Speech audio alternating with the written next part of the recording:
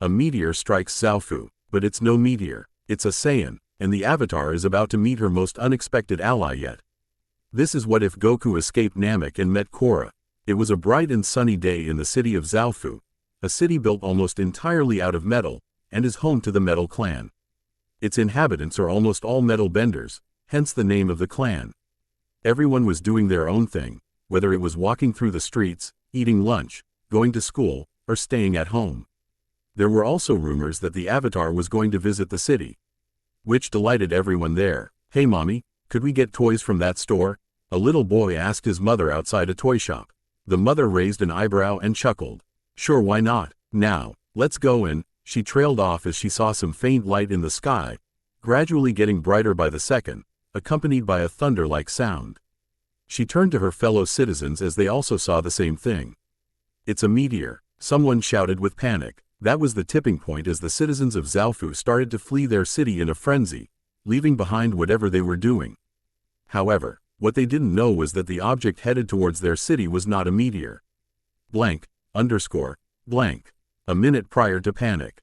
As the rest of the city enjoyed their day, so was the Zaofu matriarch who was currently eating her midday meal with her family at a round table. "So Opal, are you excited to finally learn airbending?" asked Suyin Baifeng, co-creator of the Metal City. Opal, her daughter, nodded excitedly. "Of course mom, I can't wait to start learning from a master. But isn't there only one airbender with his kids?" she asked before putting some rice in her mouth. "I think you're talking about Tenzin," Badar Jr. remarked. Suyin nodded in confirmation. "Well, I'm sure that." She was cut off by a man, presumably a servant, slammed the door open while out of breath. Her husband Badar stood up in alarm. "What is the meaning of this?" he demanded. The man caught his breath and his composure and headed towards him. "Sir, we've just detected a huge meteor headed right towards our city. The entire populace has gone into panic and evacuating the city as we speak." Everyone in the room were shocked by the news. It seems as though their city wasn't as safe as they had thought it to be. "Alright, everyone get out of here now. Wei, Wing, and Huan. You have to help me try to divert that rock," she ordered. They all got the message and left their dining room. While her husband and her other 2 children fled, Suyin and her 3 sons went to the top of the tallest building in their city. The meteor was in clear view, but it was headed towards them and really fast. But what was strange about this rock was that it wasn't on fire like it was supposed to be. Instead there was just some white light surrounding it. "On my mark, ready?" the daughter of Toph asked of her sons. They all nodded and got into standard metalbending position. Once it got closer than half a mile, she counted to 3 under her breath before shooting her hands towards the incoming object. Now, they all mustered all of their strength to protect their home and tried to slow it down as much as possible, but it was traveling at a very high velocity. "Mom, it's too much." Uan strained to get the words out as his resolve was quickly wavering. Suyin wanted to say something but she knew what he said was true. But as it got closer, within a couple 100 feet to the city, they thought it was the end. But it nearly missed the tall building and head towards the mountains next to the city. Boom! It crashed into the side of the mountain, creating a huge crater that was visible throughout Zaofu and its citizens who were safely evacuated. They had to cover their eyes from the dust that started to accumulate rapidly in the atmosphere. Suyin and the boys struggled to catch their breath, having been a while since they exerted that much effort. However, Suyin noticed one thing that no one else noticed. She snapped her fingers to get their attention towards her. "Just give us a second, Mom," Wei pleaded as he took a huge gulp of air. "Just look at that. That's no meteor. And it's so spherical as well as that red thing on the front of it," she pointed out. They all looked at each other and had the same thought. Then just what is it then? That question plagued their minds. Blank. 10 days later, Goku felt like he had been run over by a train 10,000 times over. Because his head felt like total crap. He had just regained his consciousness, or he thought he did. A groan escaped from his throat as he struggled to keep himself awake. "Hey, he's stirring," someone shouted. That definitely woke him up as his eyes started to flutter open. "That quick? Good. Maybe now we can get out of this post." That confused the Saiyan greatly. Were they guarding him or something? "Call the matriarch here now," a gruff voice ordered. Goku's eyes were now completely open and was now aware of his surroundings. He was in some weird lit room surrounded by metal walls with designs he didn't care to make out. Craning his neck down a bit, he saw bandages covering his entire body, as well as his head. He groaned internally, remembering his time in the hospital after his battle with Vegeta. That was one place he swore never to visit again after they had tried to inject him with needles. "So I see that you are awake," he snapped, out of his internal musings to look at the new figure who entered the room through the sliding door. It was a woman with some shards of metal hanging around her neck as a necklace. She wore a black tunic with green sleeves. Her eyes then narrowed at him. "I can't see how you were able to recuperate so fast. You were at death's door. It should have taken a month for you to even get stabilized." Goku only blinked a couple times, getting confused with her statement. What was going on here? The lady could see his dilemma and answered his question for him before he could speak. "You seem to not remember the damage you caused yourself and to the well-being of this city," she nearly shouted. Her eyes widened and cleared her throat. She motioned one of the guards to stand next to the injured man. Goku wasn't fazed at all at her outburst. Instead he finally spoke. "Sorry miss, but where am I?" She was a little astounded at his politeness towards her. "You are in the city of Zaofu in the Earth Kingdom. My name is Suyin," she revealed to him, "and I'm Goku. Nice to meet you." Goku let out a relieved sigh. It was starting to come back to him. He escaped Namek on his spaceship with his life intact. Now he was on his home planet with people helping him recover. "Oh good, I almost thought I wasn't on Earth," he said casually. Suyin looked at him as if he was crazy, now considering to put him in a mental facility. "Where did you think you were? On the moon?" she mocked a bit. Goku was dead serious though. "Maybe. I could have crash-landed on any other planet as far as I know," he said in a grave tone. He then looked at a plate on a small table next to him with some meat on it and tried to reach for it with his arms, but they were too tired to actually function. "Could you give me that plate please?" he asked the guard. He simply shook his head. Suyin couldn't tell if he was lying or not about this whole planet thing, but there was only one way to find out. She turned towards the guard near the door. "Get Iway right now. I can't tell if he's lying or not," she ordered to him. The female nodded and went to leave but was halted again by Suyin. "Hold that thought. Just stay here for the time being." She then turned to Goku. "I'll be back later and you better have some answers." With that out of the way, she opened the door with her bending and closed it behind her. Goku just gave a blank look as she left. He wondered where his friends and family were. Surely they would have gotten to him by now, right? Extending his senses out as far as he couldn't feel the presence of his wife, Gohan, Piccolo, or Bulma. In fact, he sensed something off about this planet's energy. Now that he thought about it, never in his life had he heard of some Earth Kingdom, or Zaofu, even if he wasn't that much knowledgeable about his world. He knew many places and how to get around. Whatever this place was, he hoped that it would allow him to recuperate quickly. Blank. One day later, Avatar Korra, "It is a pleasure to meet you." Suyin gave a slight bow. The Avatar returned the gesture as well. The matriarch then turned her attention to the people behind Korra. "And this must be Mako, Bolin, and Asami," she pointed out, much to their surprise. "Wow, you've done your research," Mako praised. Suyin chuckled a little. "I make it my business to know who is visiting my city. I'll make sure of that now." She mumbled the last part to herself. "So you're a dancer?" Korra asked inquisitively. "I'm a dancer, leader, wife, mother, and collector," she listed with her fingers. "A lot of people here have many skills and interests." After she said that, Iway leaned to her ear and whispered something inaudible to Team Avatar. She frowned a bit, looking a little upset with the Avatar. "Korra, why did you lie when Iway asked if there was no one else with you?" she asked, surprising Korra and the others. She tried to explain herself but her face said it all. "What? I didn't. I mean, how did you know I was lying?" Korra sighed, having a guilty look on her face. Iway explained that with his abilities of seismic sense, he can detect the most subtle changes in heartbeat. Indicating a lie was told. He said that he is a truth seer, and there are no secrets in Zaofu. "Who did you come with?" Suyin half asked, half demanded. Korra looked away. "We came with Republic City's chief of police." For some reason, she didn't want anyone to know she was here. She then made eye contact with Suyin. "I'm sorry I lied to you." Suyin looked delighted instead of upset now. "Lin's here? I would love to say hello." Korra was confused by that statement. "Wait, you know her?" Suyin looked confused by that question as well. "You're joking, right? I guess she's never told you that I'm her sister," she revealed to them. Korra and the others just looked at her in astonishment, with Bolin whispering, "Wow. Blank, underscore, blank." After Suyin had a bitter reunion with her sister Lin at the airship, she offered to give everyone a tour of the city. Getting Lin to go was a bit tough, but she eventually relented and had to be dragged out of the ship by Korra.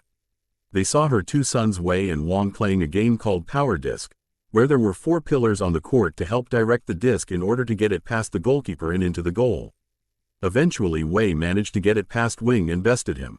After that, they went to see her third son, Huan, who was bending metal bars in strange directions. Bolin tried to point out it looked like a banana, but Huan got irritated and explained that it was supposed to represent harmonic convergence and the dawn of a new age, but everyone else was unconvinced. Finally they got to a girl who was sitting on a bench reading a book with a smile on her face. "And this is my daughter, Opal," Suyin introduced. Opal looked up from her book and gasped. She got up to her feet and walked towards them. "Avatar Korra, it's such an honor to meet you." She bowed a bit. Korra smiled. "It's great to meet you, Opal." But then she saw a strange sight behind her, to the mountains.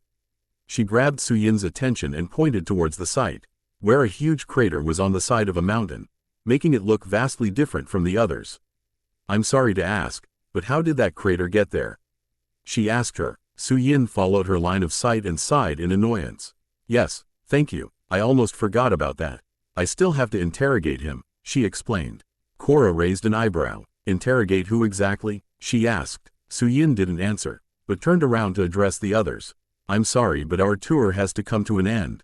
Enjoy yourselves here as much as you want." Everyone else just shrugged and started to walk away. She then turned back to Korra. "How would you like to help me with something? That crater over there was caused by a person and we have him detained. I'd like your help if he decides to do something crazy again," she requested. Korra looked surprised for a second, but then smirked.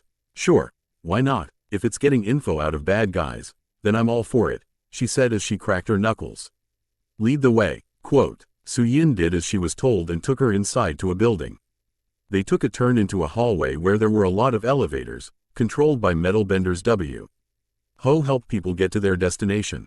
Korra looked around in awe, still not believing all this was possible. "I don't think I've been here yet." "That's right, but you are now," she smiled. To war. The end of the hallway was a strange-looking elevator. Unlike the others, where they were just simple rectangular ones, this one was shaped like a triangle, guarded by a dozen soldiers. In front of them was the truth seer, Aiwei. "Are you going to the interrogation?" he asked her. Suyin nodded and turned to the guards. "Take us down to the detainee," she ordered. They nodded and opened the double-layered door. Suyin motioned Korra and Aiwei to follow and entered. It closed relatively fast and were now being sent down underground. "So when did that happen?" Korra asked, hoping to see what she was going to deal with. "Well, about 2 weeks ago, everything was going amazing. Somebody came to warn us about some meteor coming to strike our city. Zhaofu was in panic for a day. It was nerve-wracking to say the least. My 3 sons and myself tried to divert it from the city, but whether our bending had affected its course at all, it crashed on that mountainside, creating the crater you see today." She looked to see any form of surprise, but was met with a serious face. "What does the guy have to do with it if it was just a meteor?" she inquired. "Well, the meteor was not actually a meteor. It was some sort of spherical object, and the man fell out of it. Turns out he was really injured, broken bones, scorched skin. We took him to one of the medical centers where he stayed for about a week, and once he was stabilized, we took him to the underground facilities. He woke up yesterday and it was astonishing to see his fast recovery." Just as she said that, the elevator halted its descent and the doors opened, revealing a dimly lit hallway. "Let's go." They walked out of the elevator and headed for the secret room. Korra seemed a little creeped out by the place, as it was nothing like the rest of the city. It seemed like it was some sort of a dungeon, but it made sense, since any city was bound to have some prisoners. When they reached it they found Kuvira, Suyin's protege, guarding it. She smiled at her adoptive mother, which Suyin returned. "I trust that Goku hasn't done anything while I was gone," the matriarch stated. Kuvira just shook her head and irritably sighed. "Ust see for yourself what that manchild is doing." Korra raised an eyebrow. "Is that his name?" Suyin gave an apologetic smile. "Yes, dear me, I'm sorry. I can't believe I forgot to mention that." Ira then opened the double-layered sliding metal door. The people outside started to hear a strained voice, as if he was in physical effort. And they were right. Right in front of them was Goku on the floor, still covered from head to toe in bandages, doing sit-ups. The guards in the room looked visibly tired and worn out, probably to restrain him in not 298,299,300. Just then, he looked up, and a look that signaled he had been caught. Oh, Suyin, the guard Kuvira, an old guy, and some teenager glared at him, trying to make him feel intimidated. What in the name of spirits are you doing out of bed? And injured as well? Suyin asked, finally showing a shocked look on her face. Goku just gave a sheepish smile and scratched his arm. I got bored on that bed, so I decided I would kill time by strength training, he explained as he twisted his arm up and down. Suyin then looked at her tired guards, who flinched in her gaze. And my guards? What did you do to them? She demanded. Goku chuckled nervously. I didn't do anything to them. They were trying to get me back to bed by throwing rocks at me, he explained. Suyin looked to her advisor. Is he telling the truth? Aiwei was silent for a moment, but the matriarch received a nod in return. A guard who was slumped on a chair pitched in, and he called it a training exercise and had the time of his life too. He wore out all of us real quick, ma'am. I'm sorry for not trying harder, he apologized. I'm sure she forgives you, Goku said to appeal to the guard's dilemma. Shut up, he yelled. I do forgive you, Suyin reassured to him. Turning back to Goku, she firmly put down her foot. Let's get down to business. I told you yesterday that there were questions that needed to be answered. For that, you will have to sit upright on the bed with your feet on the ground. If you don't, then the avatar here, she gestured to Korra, will make you. Goku blinked. The what now? Korra laughed. Yeah, I know. Big deal, right? He blinked again. What? Korra got irritated and clenched her fist. Are you stupid? You know, the avatar?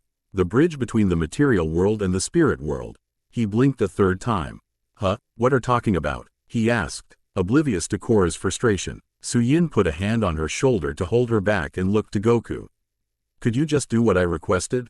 I guess so. Sorry for the trouble, he said as he got up normally, like nothing had happened to him. However, he winced as he felt a surging pain on his leg and stumbled onto the bed. So you sure this is the guy? He'd be all dangerous looking and evil, but he's none of those things.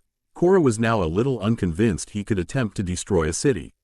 Suyin nodded and frowned a bit.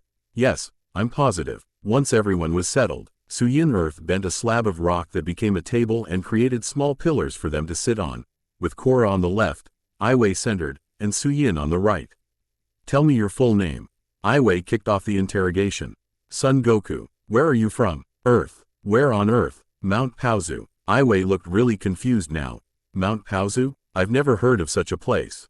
Maybe because I'm not from this planet, he said casually once again. Korra was dumbfounded. Not from this planet? This guy definitely had some screws loose in his mind. She waited for Aiwei's response, as well as everyone else. You're not lying. It was more a statement than a question. Now Korra was interested in this man or alien, so to speak. She only ever heard of aliens a couple times in stories or drawings. But never did she think that they were so human-like. Goku simply shrugged. I don't have any reason to lie about who I am or where I'm from.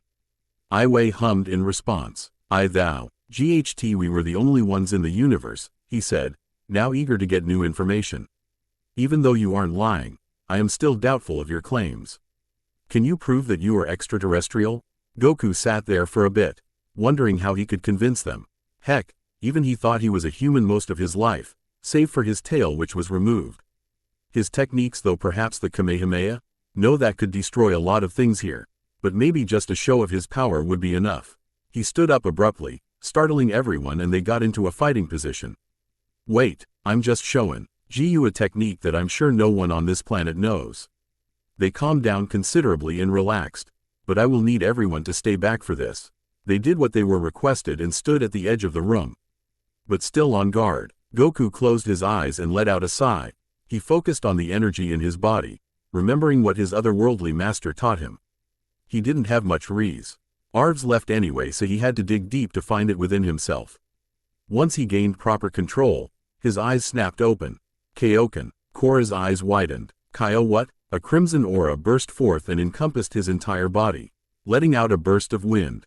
The aura made his entire body look red, and underneath his bandages there was a bright red glow. The others closed their eyes in order to shield themselves from the wind. Before Korra created a windshield to block them from further irritation. Once Goku stopped powering up, his aura stabilized and took on the appearance of a gentle flame, just in red. The bandages on his head came off, revealing his wild spiky hair that flowed upwards in the direction of the aura. Everyone was in awe, but not in a way such as fear, but more like curiosity. Goku noticed their confusion and started to explain himself. This technique is called the Kaioken. It allows me to increase my speed and strength, my senses are heightened, and I get a temporary power boost from it too. Korra was in awe, never having thought such a feat was possible. Increasing one's strength just by saying a word was almost too good of a chance to pass up. Hey Goku? His eyes wandered over to her, having forgotten she was even there. So what, you just say the word and boom, you get a power boost? She asked. If this was true, then it could be a major asset to fighting Zaire and his gang when the time comes. Goku was about to respond, but before he could, his aura faded and fell to the ground gasping for air. Everyone in the room looked at him with a slightly concerned expression. Korra tried to go up to him, but he held a hand out. Don't gasp, worry about me. I'm gasped just fine, he tried to say, but even he knew that Kaioken took almost everything he had to hold it.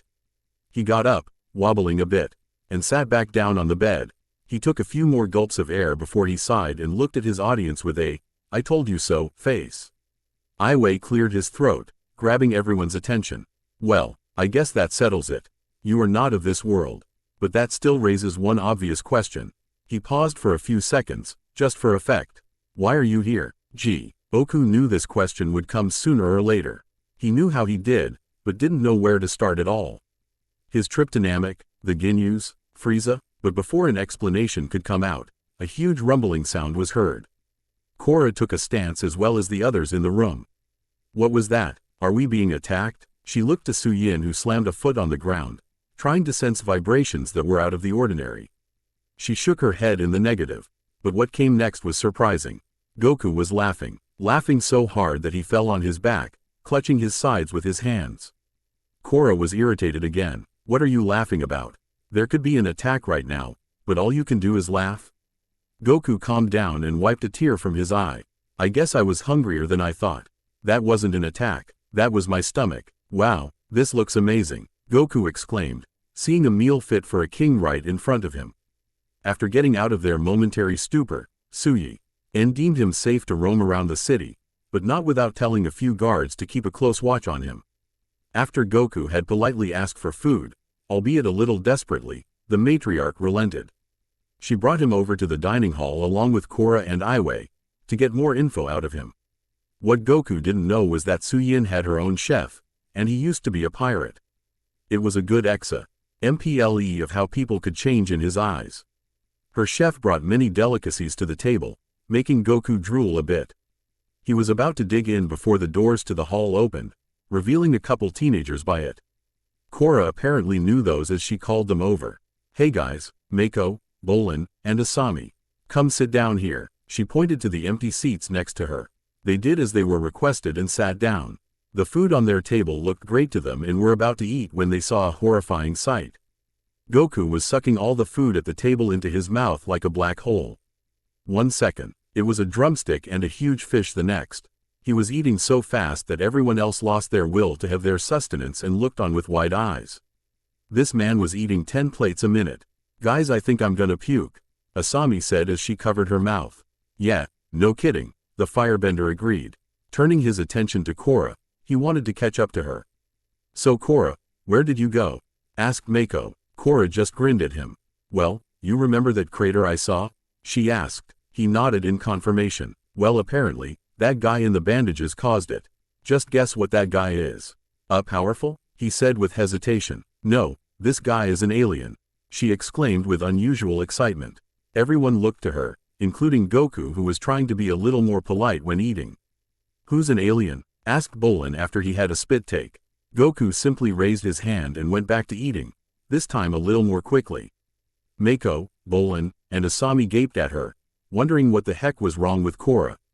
Korra, not that I don't trust your avatar instincts, but this guy looks completely normal to me, not some green man, Bolin tried to reason, taking a glance at Goku. Mako and Asami agreed with him completely. Trust me guys, he proved he is, right Iway? She looked to him for confirmation. Iway nodded and decided that now would be a good time to ask him about his reasons for coming to this world of theirs. Well, let's get back to the main topic.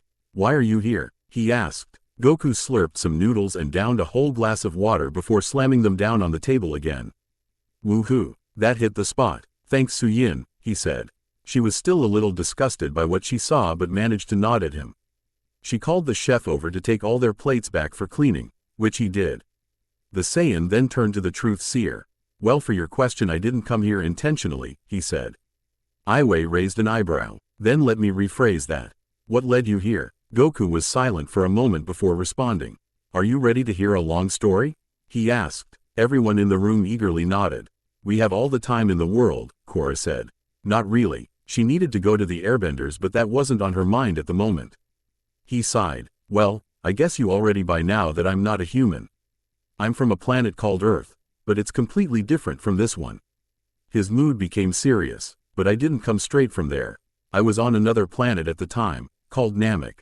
Mako spoke up. Why did you go there in the first place? He asked. Goku furrowed his brow. My friends were killed when these people called the Saiyans invaded our planet. We had these things called Dragon Balls, 7 magic orbs that would summon a powerful dragon, Shenron. When collected together, we could have been granted one wish, from wishing for food to bringing the dead back to life. He saw the odd looks on their faces, being very attentive to what he was saying.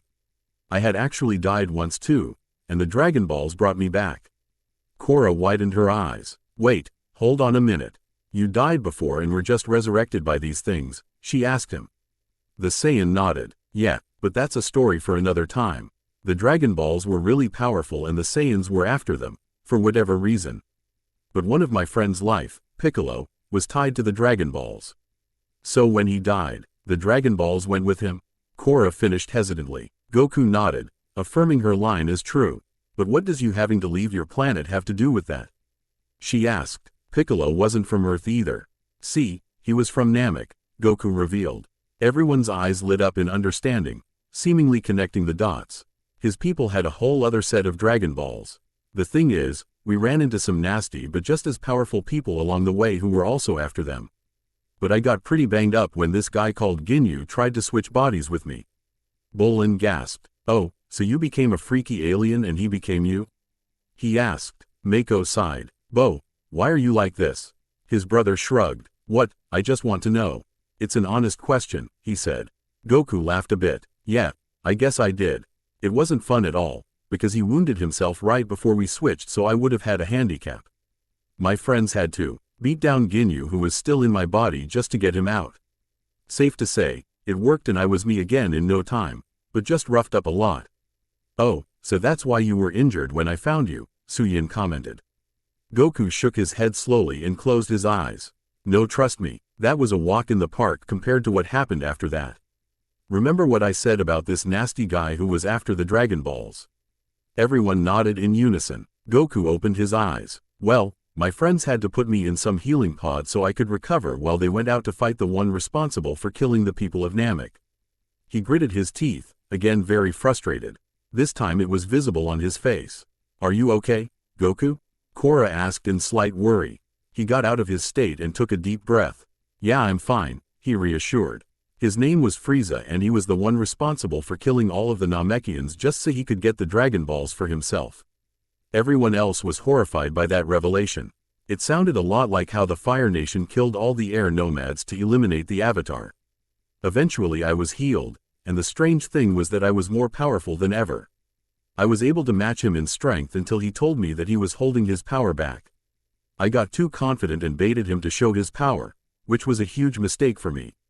He outclassed me in every way and no matter what I did. He swatted it away. Again, everyone was appalled by this Frieza. He sounded like a person they would never want to cross paths with.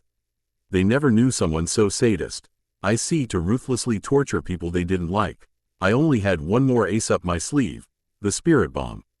I tried to gather any life energy from Namek, the grass, trees, animals, its 3 suns.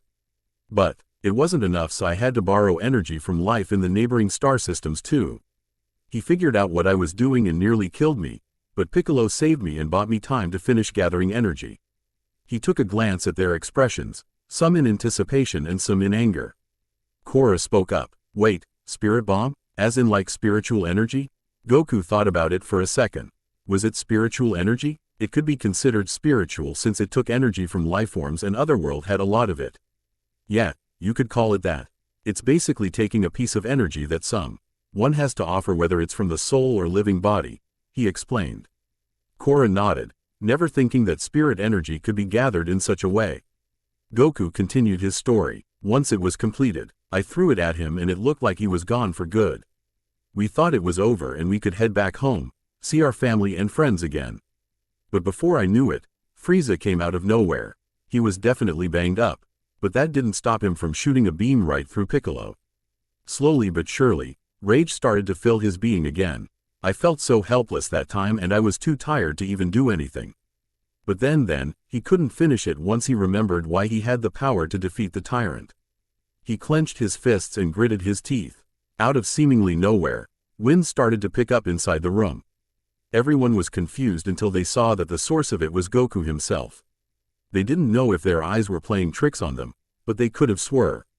They saw a golden glow around the Saiyan. "That bastard," he said the words in a menacing way. Suyin and Iwei got up from their seats and started to back away, covering their eyes from the gusts of air. The room started to rumble and made the table shake violently. "Goku, calm down," Korra yelled out to him.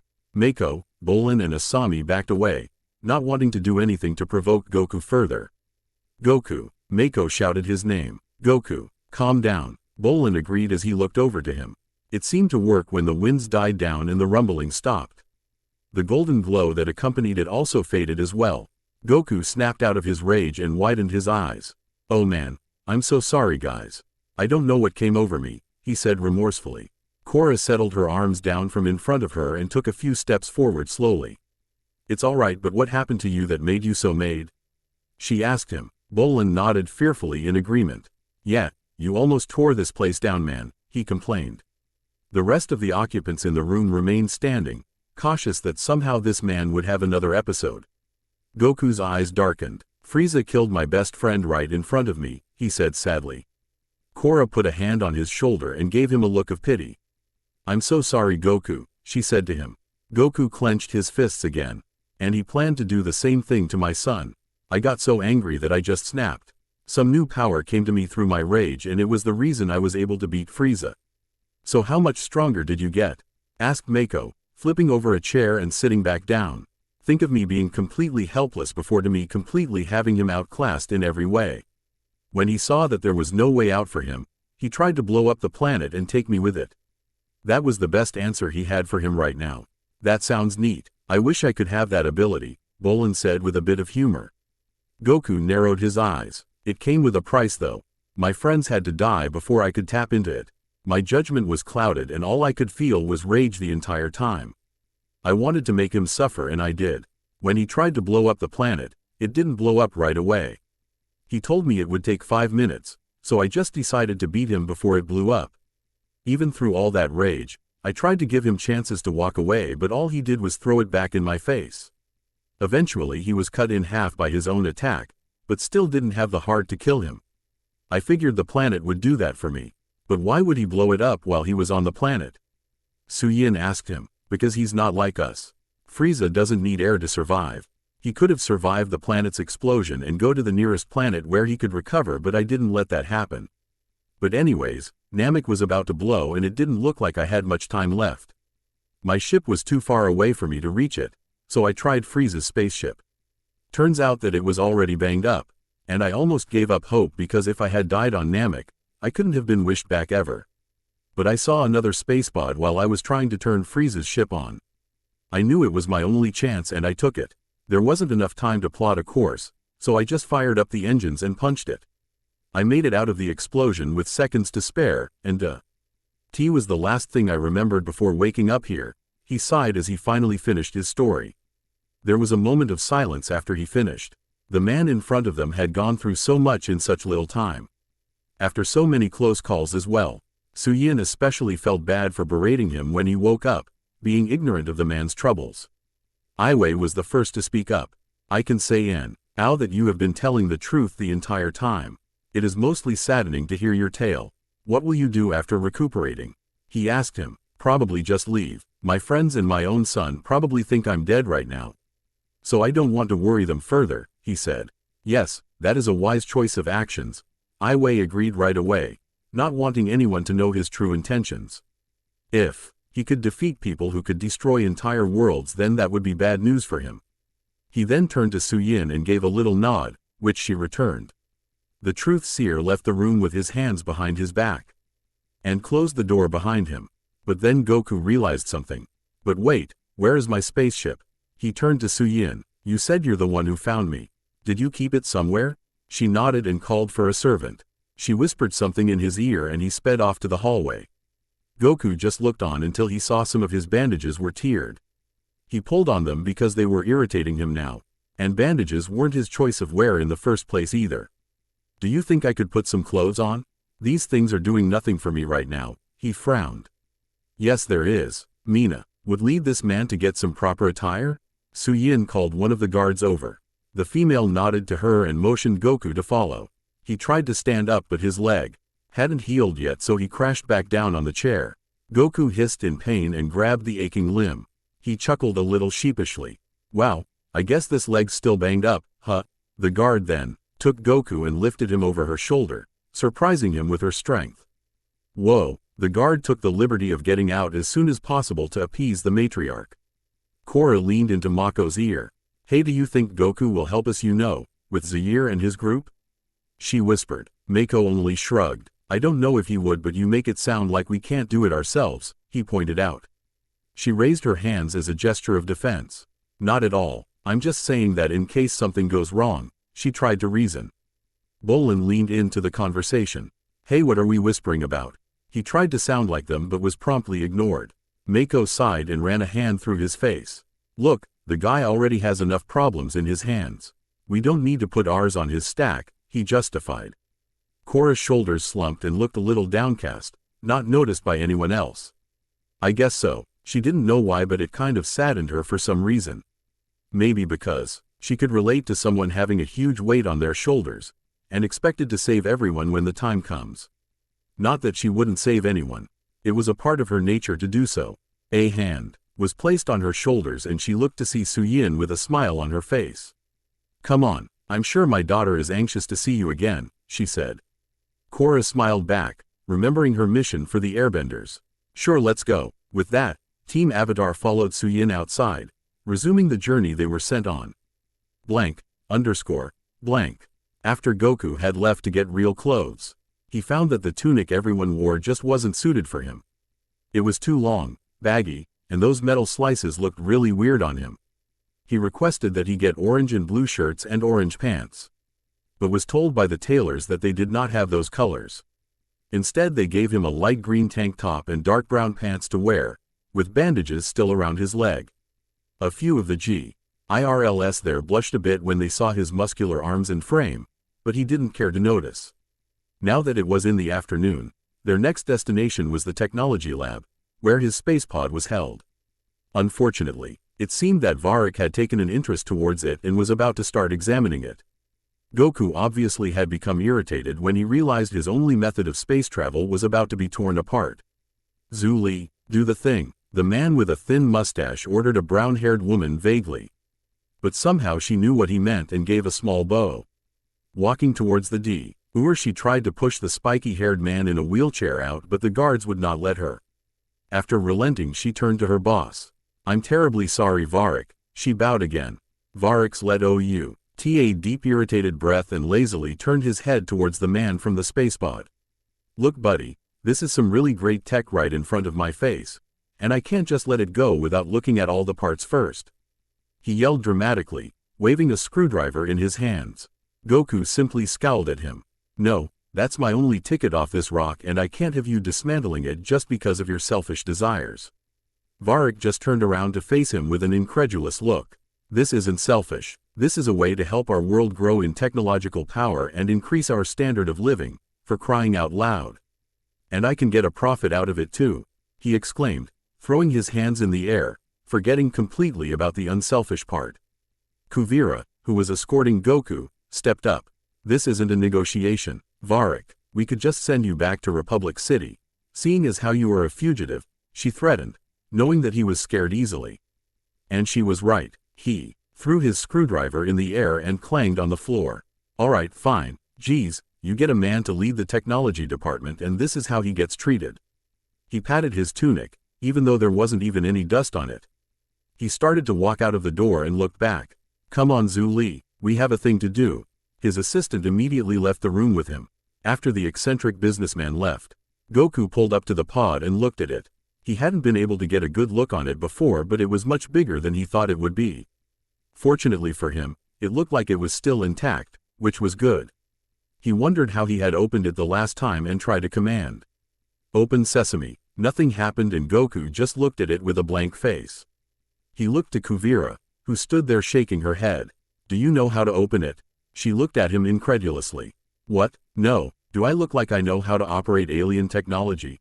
Goku scratched his head and tried to think of another way to open it. He put a hand on the window of the ship and suddenly the inside of it flashed as the pod began to open. He drew his hand away and moved out of the door's way. Just then, Korra, Mako and Bolin walked into the room. Hey Goku, Korra greeted. What's up, Mako said as well.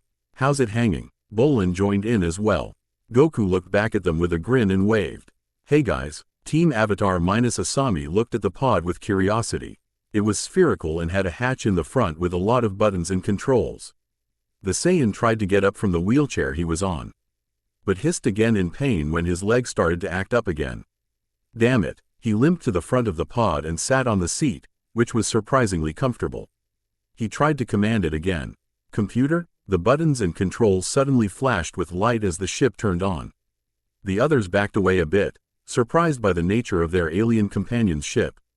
Yes, surprised that even worked, he tried to talk to it. What planet am I on? G-Ice, you are now currently outside Frieza's territory, on planet BW-45, or known as Earth. The inhabitants must be wiped out immediately for galactic sale. Goku was horrified by that. It seems that this was the next planet on Frieza's list. Thankfully he defeated his soldiers before that could happen. Meanwhile, Team Avatar couldn't believe what they were hearing. Their planet was supposed to be purged of everything? Our planet was supposed to be destroyed? Korra gasped. Goku nodded grimly. It's a good thing I put down Frieza's soldiers. Otherwise it could have led to the worst. So that means we would have had an alien invasion? Mako questioned. Goku nodded to him and Mako groaned. Great, it would have been the Red Lotus and weird space guys, no offense to you. He clarified. Goku shrugged and went back to toying around with his pod. Computer, is there any way I can get to another planet Earth? One other listing of plane. T-Earth. Coordinates FX50 in the singular star system of Sol of the Orion Arm. 128.45 light-years direct route. I have no idea what that just said, Bolin commented. Korra nudged his shoulders. Hush up, Bolin, she said as she also tried to figure out what the heck that ship was saying. Goku put a hand on his chin. He didn't how far 128 light-years was, but if it had 100 in it, then that means it must be really far away. Would the ship even go that far? Does the ship have enough fuel to make it in one trip? Negative. The propellant tank is only 23% full. Furthest distance before ship failure. 31.83 light-years. Would you like to visit planet Frieza 22 to refuel? Goku was about to say yes, but then just rejected it. No, that wouldn't work for me. Is there any other planet I could go to? List of stops outside the Empire. Planet Ekame, 29 light-years, Planet Irantime, 24 light-years, and Planet Yardrat, 14 light-years. List of stops. Goku cut the computer off, making his choice. I think I'll take Yardrat. How long will it take to get there? Planet Yardrat. Distance 14 light-years. Travel time 41 Earth days. Abundance in resources very high. Appropriate fuel for tank is positive. Would you like to set a course now? Goku's eyes widened and yelped. No, don't set a course yet. He calmed down when the computer stopped preparing for travel. Okay computer, that's all I needed to know. Thanks. With that, the system shut down along with the lights with a slight hum. A yawn was heard from Bolin, stretching his arms to get rid of the fatigue in them. Well, I'm beat today. I'm going to take a nap guys. I'll see you tomorrow. He waved to them and walked out of the door. Mako started towards the door as well. I think I'll hit the hay too. I need to figure out where I'm staying. With that thought he walked out of the lab. Now only Goku and Korra remained inside. So Goku, Korra spoke up. The Saiyan turned to face her. Mind explaining what that just said? Yeah, I can get to my home planet but I have to take a pit stop along the way. There's barely any fuel left in this thing, he summarized. Trying to get out of the pod, he lifted his good leg to not touch any buttons. But stumbled out of it anyways and fell on his rear. Korra walked up to him and pulled him up, placing an arm on her shoulders. Damn, you're heavy as hell, Korra grunted. The water. Tribe Girl took a glance at his arms and gaped.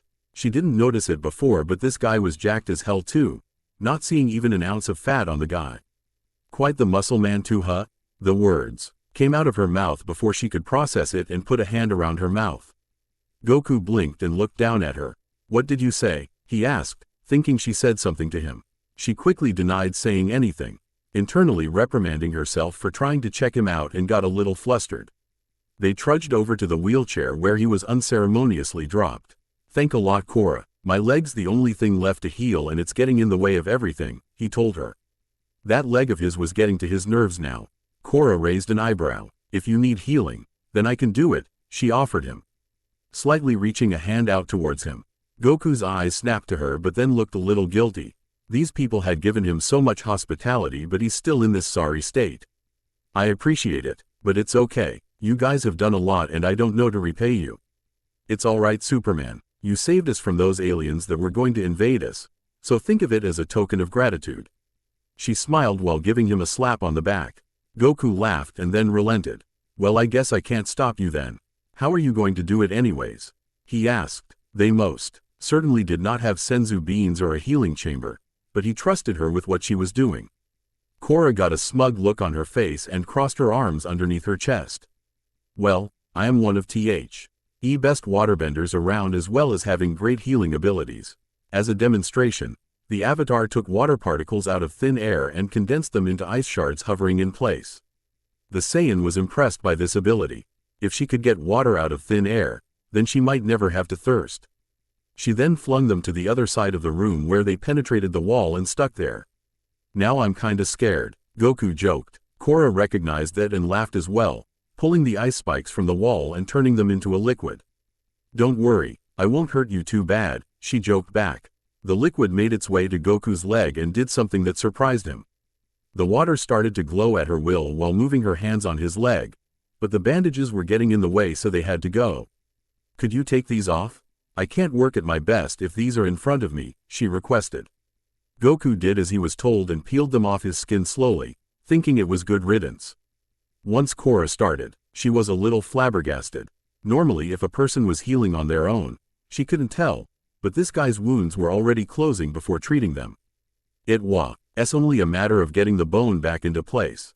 It took a few moments but she could sense it correcting itself now and soon everything in his leg was healed. She stood up and clapped her hands, signaling she was done. Goku felt like he was in heaven the entire time she was healing him. Her abilities felt way better than the instantaneous rejuvenation the senzus provided, and soothed him a lot. Well, you're all set now, Superman. Check it out and see for yourself. Korra definitely knew what she was doing, as he started to walk back and forth in the lab. There wasn't even the slightest hint of pain in his being anymore. It was safe to say that he was back to 100% now. Wow, Korra, I don't think I can thank you enough. You really do know your stuff, he complimented, feeding her already large ego. Grinning, she put her hands on her hips. I know I'm awesome, Goku. Don't need to keep on telling me. Yeah, well, if you need any favors, don't hesitate to ask, alright? He started to walk out of the door when a hand was clasped on his shoulder. He looked back to see Korra with a smirk. I think I have a favor for you. I think I have a favor for you, Korra put it simply. Goku blinked then chuckled a bit. That was quick, he remarked. Korra put her hand behind her head and scratched it. Well, I was hoping you could show me that technique of yours. What do you call it again? The red aura and all? She asked of him. Give her a break, she's only heard the name once. You mean Kaioken? Goku was flabbergasted by her request. He didn't even know if she could manipulate her RGY at all, and that technique took him several months to learn. But then again, she only wanted him to show it so he could comply with that. The avatar's expression lit up and snapped her fingers. Yeah, that's what I meant to say. Goku wasn't really a fan of showing off his moves to just anyone, but this girl seemed adamant about it. Oh well, not like any harm was being done. He smiled and nodded at her. Sure, why not? I'll show you the Kaioken just one more time. A quick look at his surroundings told him that this probably wasn't the best place to do it. Korra seemed to read his thoughts as she started towards the door. Come on outside. I'm sure Sue won't like it if her room got messed up, she suggested. Goku said nothing as he followed her out the door, agreeing with her statement. It was nearly dusk outside. As the sun was about to set for the day, the two made their way to an open grass area in front of a couple buildings that were currently vacated. The perfect place for a demonstration such as this. Alright, I think this place is good, Goku said. Korra took a few steps back from him, remembering what had happened last time, and was prepared for the wind that wouldn't hit her in the face this time. The Saiyan widened his stance as he prepared for the power increase. Kaioken. Surprisingly, only a gentle breeze came out of the burst of power, as a gentle red aura surrounded Goku again. This time less violently. This was only the base power-up, so it felt like nothing to him now. His hair didn't flow upwards as much anymore either, long since having gained proper control over it. He looked at the water tribe to see her reaction. It wasn't a surprised face. More like an awe or something akin to it. Wow, I've never seen anything like this before, she managed to get out. Not that she had seen many auras before in the first place, but it looked like he was in complete control. The alien grinned cheekily. Well, I did kind of learn this in the afterlife, he pointed out just to tease her. Korra turned red out of embarrassment, forgetting the fact that the man had freaking died then came back. In all her years as the Avatar, resurrection was not really a topic that she ever thought she would deal with. Yeah, well, I'm still trying to wrap my head around that. And that you're not from this world either. I thought being the Avatar would help me deal with this. Goku shrugged as he let his red aura die down slowly. Then he picked up on a piece of what she said. You're a what? A Labrador? Korra almost face-palmed at that. No, I'm the Avatar, master of all 4 elements and that stuff. She paused as she remembered again that he was an alien. He didn't know jack shit about what an Avatar was. Regaining her composure, she gave an apologetic look to him. I'm sorry, I keep forgetting that you're a spaceman. He only shrugged again. None taken. Well, on our world, we have normal ordinary people called non-benders. People who can't bend an element. And we have people who can bend one element like air, water, earth, or fire. But there's only one person in the whole world that can bend all those elements. Care to take a guess who? She questioned smugly. No matter what anyone said, she will always be proud to be the Avatar. Goku only scratched his head and gave a blank look to her. A question? What the heck is bending an element? This time Korra was prepared. I meant manipulating an element. Nobody wants to say air manipulation or water manipulation, so we just call it airbending or waterbending, she answered swiftly. He nodded, signaling for her to continue. I'm the Avatar, meaning only I can bend all 4 elements, she revealed to him. His eyes widened a bit before he connected the dots in his head. So that's why your energy is the strongest I've felt on this planet so far. Well, if this girl was important, maybe he could get a quick spar here after all. Now it was Korra's turn to be surprised. You can feel someone else's energy? Goku nodded. Sure I can. Everything here has its own distinct life or spiritual energy.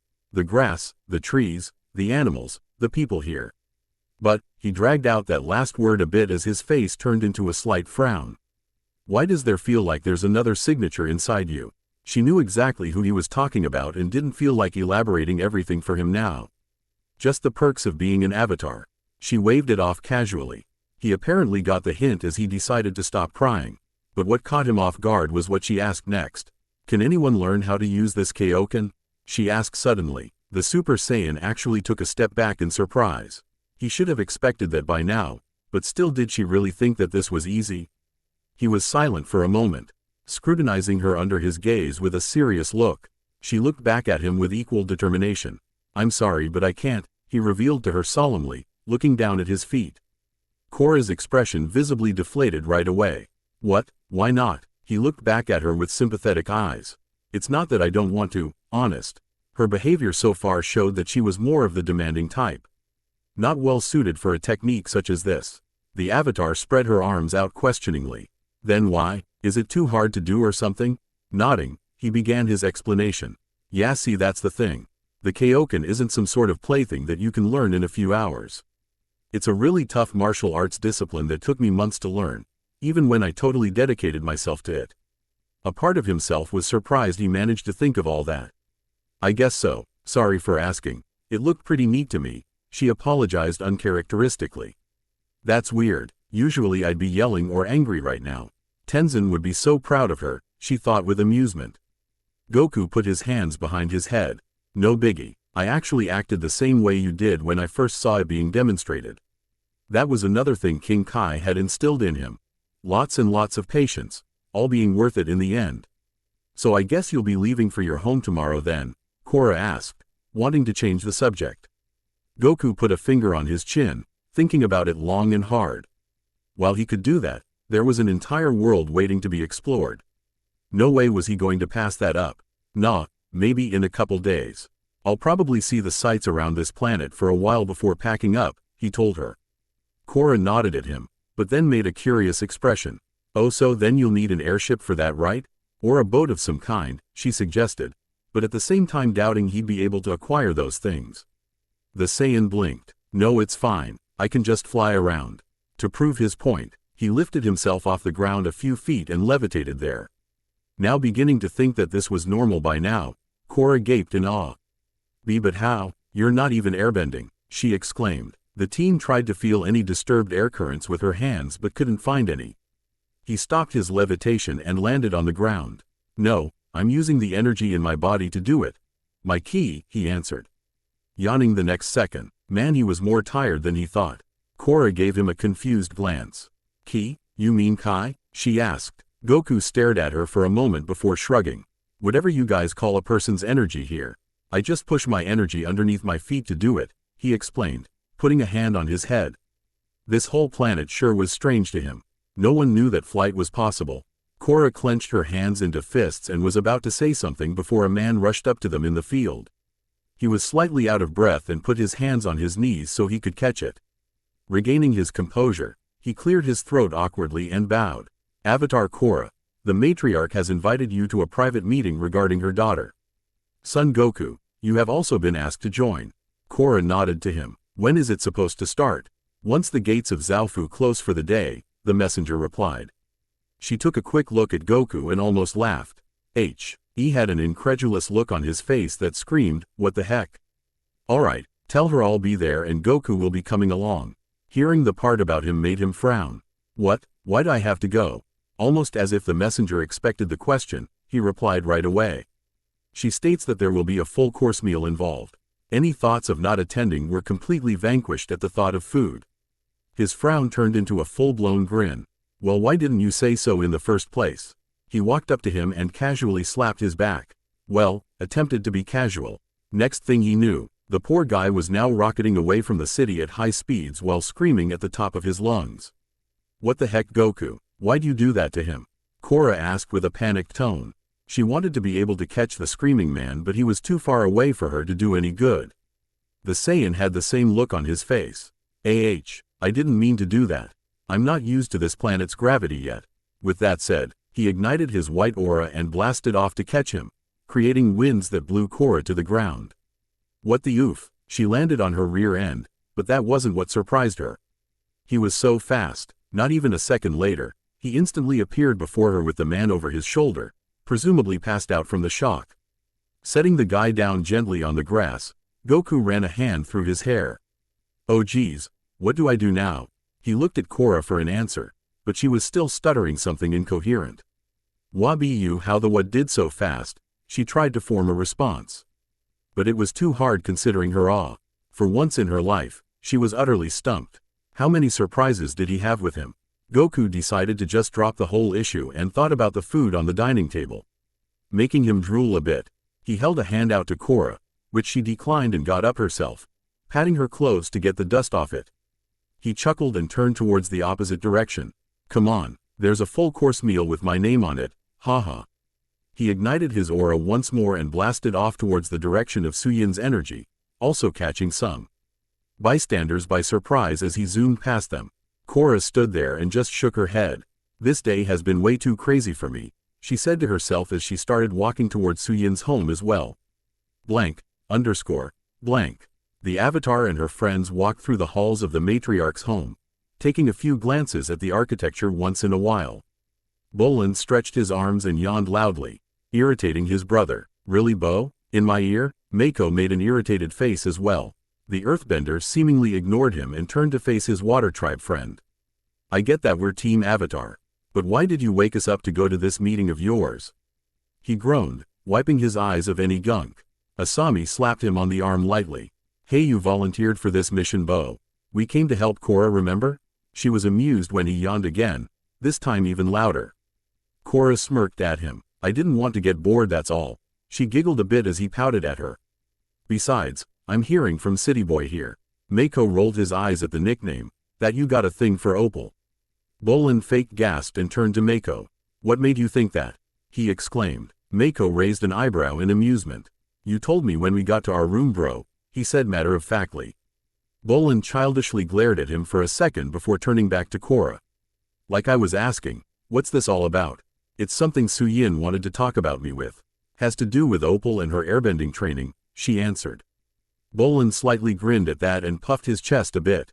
Then sure, why not? You guys could use some Bolin help anyways. The others just stared at him with knowing look. Obviously, he was just going there because of Opal. Sure, Bolin. Whatever you say, Korra laughed. They both walked into the dining hall where Suyin told her to meet up at. The tables and chairs were all back to their original place before Goku had trashed the place with his transformation. Suyin was sitting in the middle of 3 seats at the end of the U-shaped table, with Lin glaring at the floor right in front of her. The new airbender next to her looked very uncomfortable with her aunt. The teen Avatar rolled her eyes at that. Why was she being so hostile to her own sister? Ah, you're here, Korra, Suyin called. Please all of you, take a seat. She gestured towards the empty seats at the table. As expected, Bolin immediately darted to the chair next to Opal. Mako chuckled and turned to Korra. You go sit next to Suyin. I have to watch over the 2 lovebirds, pointing to his brother. Korra smiled and nodded. Walking over to Suyin, she sat down on her chair, which was actually really comfortable. I trust that you are being well accommodated here? Suyin asked. Lin snorted to herself but made sure she was heard. Her younger sister turned to give a swift glare, but she quickly turned back to Korra. Yeah, it's a really nice place you've got here. Looks like you made the perfect life, Korra complimented her. The matriarch smiled at the praise. Yes, it's almost everything I could have asked for, taking a quick glance at her sister, and so much more. She was about to say something else but then took note of the empty seat next to the Avatar, making her frown a bit. That's strange. Where is Goku? I could have sworn I told the messenger to call him here too, the youngest Baifeng wondered. Korra looked to her side but merely snorted. Don't worry about it, he's probably ravaging the kitchen, right? Is the food here yet? A certain Saiyan interjected as he entered the dining hall. Now, she finished as a blank look crossed her face. Of course now he'd show up, she thought amusedly. She saw the disappointed look on his face as he didn't find what he was looking for. Suyin chuckled to herself before calling out to him. No, it's not, but if you would sit down it would arrive quicker. And just as she said that, he came running towards the seat next to Korra and sat down. Eager to get his next fill, the older woman gestured to a servant in front of her to go to the kitchen, which he did with haste, knowing this was about this man's bizarre appetite. Neat place you got here, Goku said offhandedly as he looked around the whole room they were in. Never really see places like this a whole lot. Thank you, I've been getting that a lot lately, the matriarch said, referring to Korra. She exhaled lightly and looked around the dining hall. Goku with food. Check. Team Avatar. Check. Opal and Grumpy Ant. Check. Now that everyone was here, the meeting could commence. Alright, may I have everyone's attention? All conversation stopped at the call of Suyin's voice. I have gathered all of you today for an obvious reason. My daughter's airbending TRA. Eining was originally supposed to be here, but my daughter, gesturing to Opal, has requested to go to the temple with the rest of the airbenders. It was obvious to the delegates of the meeting where this was going. She wanted external input of the situation because she was hesitant to send her daughter off somewhere away from the confines of her only home. It was a mother worrying about her daughter's well-being, a feeling Goku could relate to in a way, but before he could continue with his thoughts, a huge surge of energy invaded his senses. An energy that felt like malice and evil incarnate. An energy that was all too familiar to him. His eyes widened with panic. Oh no, it can't be him. I thought I finished him off, he thought to himself. The energy was very faint, but he could tell it was him if it was even further away from the planet. It was Frieza. The scenery in front of him was simply beautiful. Vast swaths of grassland with pockets of trees surrounded on every side by mountains, creating the perfect enclosure for the metal city that was behind him. The entire landscape was shined upon by the moon, which was currently covered by the clouds. Goku walked with no particular destination in mind but to soak in the sights before him. It had been a long time since he was able to do just that, and it was refreshing to be able to do it once more. All of the animals had either gone to sleep or were silently in the shadows of the trees, calculating their next move to earn their daily snack. Some of which had their eyes on Goku, but he didn't care to look at them. After all, his entire childhood was spent with this kind of contact. It was nothing new to him, and it actually put him at some levels of ease. Eventually the plants and animals were behind him and only the mountain was left to trek. There was something about walking alone that put him in a contemplative mood. He could think about whatever he wanted, and his urge to fight was usually put at ease. He thought about all of his friends and family back on his homeworld, and how they were doing. Loud chirping pointed his gaze at a strange-looking bird was trying to wrestle with a rodent to get a lone worm that was wedged between two rocks. The bird pecked at the rodent, but the rodent then nibbled at the bird's feet. They continued their brawl, but at the sight of the Saiyan they immediately stopped and stepped aside, letting him walk through without interruptions. The Saiyan moved past their brawl and continued forward. The mountain was getting steeper with every step he took. He turned left at a path that looked like it was carved out by someone. It looked like it would lead straight to the summit, which was close, so that was what he did. The snow-capped peak was now under him as he looked over at the horizon. The clouds had now cleared, so the full moon now blanketed everything in its light. It was a good thing that he didn't have his tail anymore, or else this entire planet might be gone before the sun could rise. It was still unbelievable that he was capable of such a transformation. No one ever told him about it, and apparently it had happened so many times in his childhood. The full moon was still such a beautiful sight to him, but it now had become a sort of reminder of what had become of his loving grandfather because of him. It was a little fuzzy, but he could remember a time his grandpa ended their training early because of the horrible monster that came out at night. "Hey Grandpa, look at me," a young Goku said, filled with energy. He had carried two heavy rocks the way from their humble hut to the summit of Mt. Paozu. Not that it was easy. It took the entire day for him to cross the various paths that were part of the mountain, but at last he made it. Grandpa would be so proud of him. A short, elderly, but by no means weak, man caught up to him a few moments later. He was wearing traditional clothing that was orange in color with rings scattered all over it.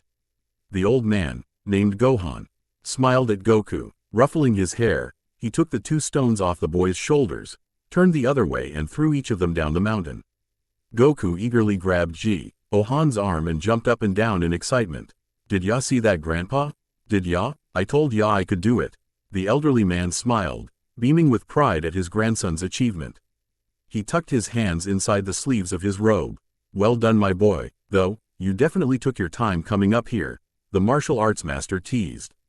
The young Goku childishly pouted for a brief moment, before smiling again, filled with determination. "Then I'll just have to do better next time. You'll see, Grandpa, I'll get so strong that Grandpa?" He saw that his guardian was not looking at his direction anymore, but rather towards the sky. He tried to turn what he was looking at, but two hands were put on his shoulder before he could. Gohan looked shocked for a second before a serious look crossed his features. "Come now, Goku. It's a full moon tonight, so you know what that means," he said in a hurry. Goku gasped. "Is it that big bad monster you always talk about?" No response was received. With haste he led the child through the path of trees and stones and reached the end where their secluded hut was located. Hurriedly, he scooted Goku inside and closed the door. Letting a small sigh out, he relaxed himself. His grandson was confused, however. He always heard stories about this monster, but his grandpa never told him what this guy looked like. He was sure if he and his grandpa worked together they could take him down. That monster would never know what hit him. Before he could relay his thoughts, his grandfather spoke. "It's time to go to bed now, my boy. Just remember not to go outside at all, understand?" Goku looked at him blankly before nodding, only because he assumed Grandpa knew what he was doing. This kind of routine went on a few more times over the next few years. Until the last time Goku would ever see a living Gohan, for the next day after the monster came out, he found his grandpa crushed underneath a giant footprint. He almost never thought about his grandfather after so much time. There was just so much for him to take care of, such as the Saiyans and their attack on Earth, getting healed after their invasion, training for the enemies on Namek, and of course Frieza himself. The next time he saw his grandpa, the Earth-raised Saiyan vowed to make it up to the old man. That would only happen if he was to make back to his Earth. Thinking back to today's events, he thought that after wandering around a little bit on this world, he would leave the planet with no worries. With the new revelation that Frieza was still alive, that all changed. Now he knew that he definitely needed to get back to his planet before Frieza would even think of going there. Goku wondered if he could ever make it back safe to where he belonged. Just as that thought entered, it left right away when Goku shook his head. There was no point in thinking about what if or when. The only thing that mattered was getting off this planet before he involves himself in anything. This world had its own people that would keep it safe. Why bother interfering in situations that were under their control? Coincidentally, the sound an explosion entered his ears and he whipped around to see if anyone tried to sneak one behind him. To his surprise, there was no sign that there was even anything going on. He was alone at the top of the mountain and all of the metal cities were encased in their metal. Another explosion. This time instead of using his physical senses, he used his spiritual senses. Extending his energy out, he found several signatures that were distressed and seemed like they were under attack. He shifted his eyes to where he sensed them and surely enough, they were inside the giant metal city. What sounded like a wailing siren went off and with that he knew something was definitely wrong. Zaofu was the safest city in the world, she boasted. Everyone was safe here, she proclaimed. Apparently, today had just proved her wrong. Korra was now under hostage by one of the most dangerous groups in the world, led by none other than Zaire. How this Cretan infiltrated her fortified city was something she was definitely going to find out after all this was over. An explosion brought her back to the real world and she covered her head by instinct. She heard Bolin fretting on her right as he clenched his fists. Oh man, how are we supposed to win against these guys? He was promptly quieted down by his more mature sibling. Bolin, calm down. We'll think of some way to beat them, but first we need to see if they let their guard down. Mako said impatiently. The matriarch shared the younger man's sentiments. They could barely hold off the four criminals, even with all of her metal benders around to assist them. The most they have been able to do is trap their gang into a small enclosure, but with Korra in there unfortunately. This was before their earthbender revealed he had damn lava bending up his sleeve. Right now, they needed a miracle to win this. A combustion blast suddenly made contact with the metal shield they were up against and sent it crashing to a pillar, destroying it in the process. The Avatar's allies were also hit by the shield and they were also sent crashing onto the ground some several feet away. Mako was back up on his feet quickly, but not without letting out a painful groan. He quickly evaded a tentacle of water sent his way and fired a blast of his own which the waterbender parried in succession. A rock smashed against her head before she could do anything and fell to the ground, courtesy of Lin. Thanks Lin, I owe you one, he said in gratitude. She merely nodded so he turned his attention back to the main threat.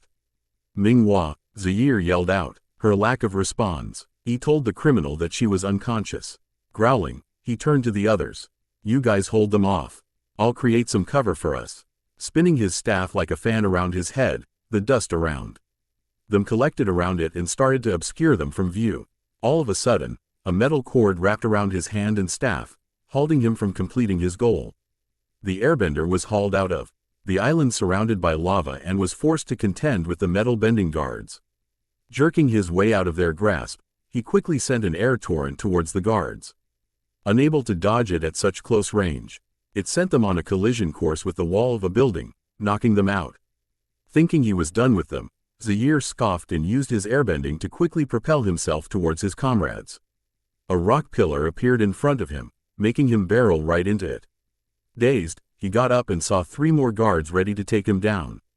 Stand down, one of them yelled out, you are outnumbered and outmatched.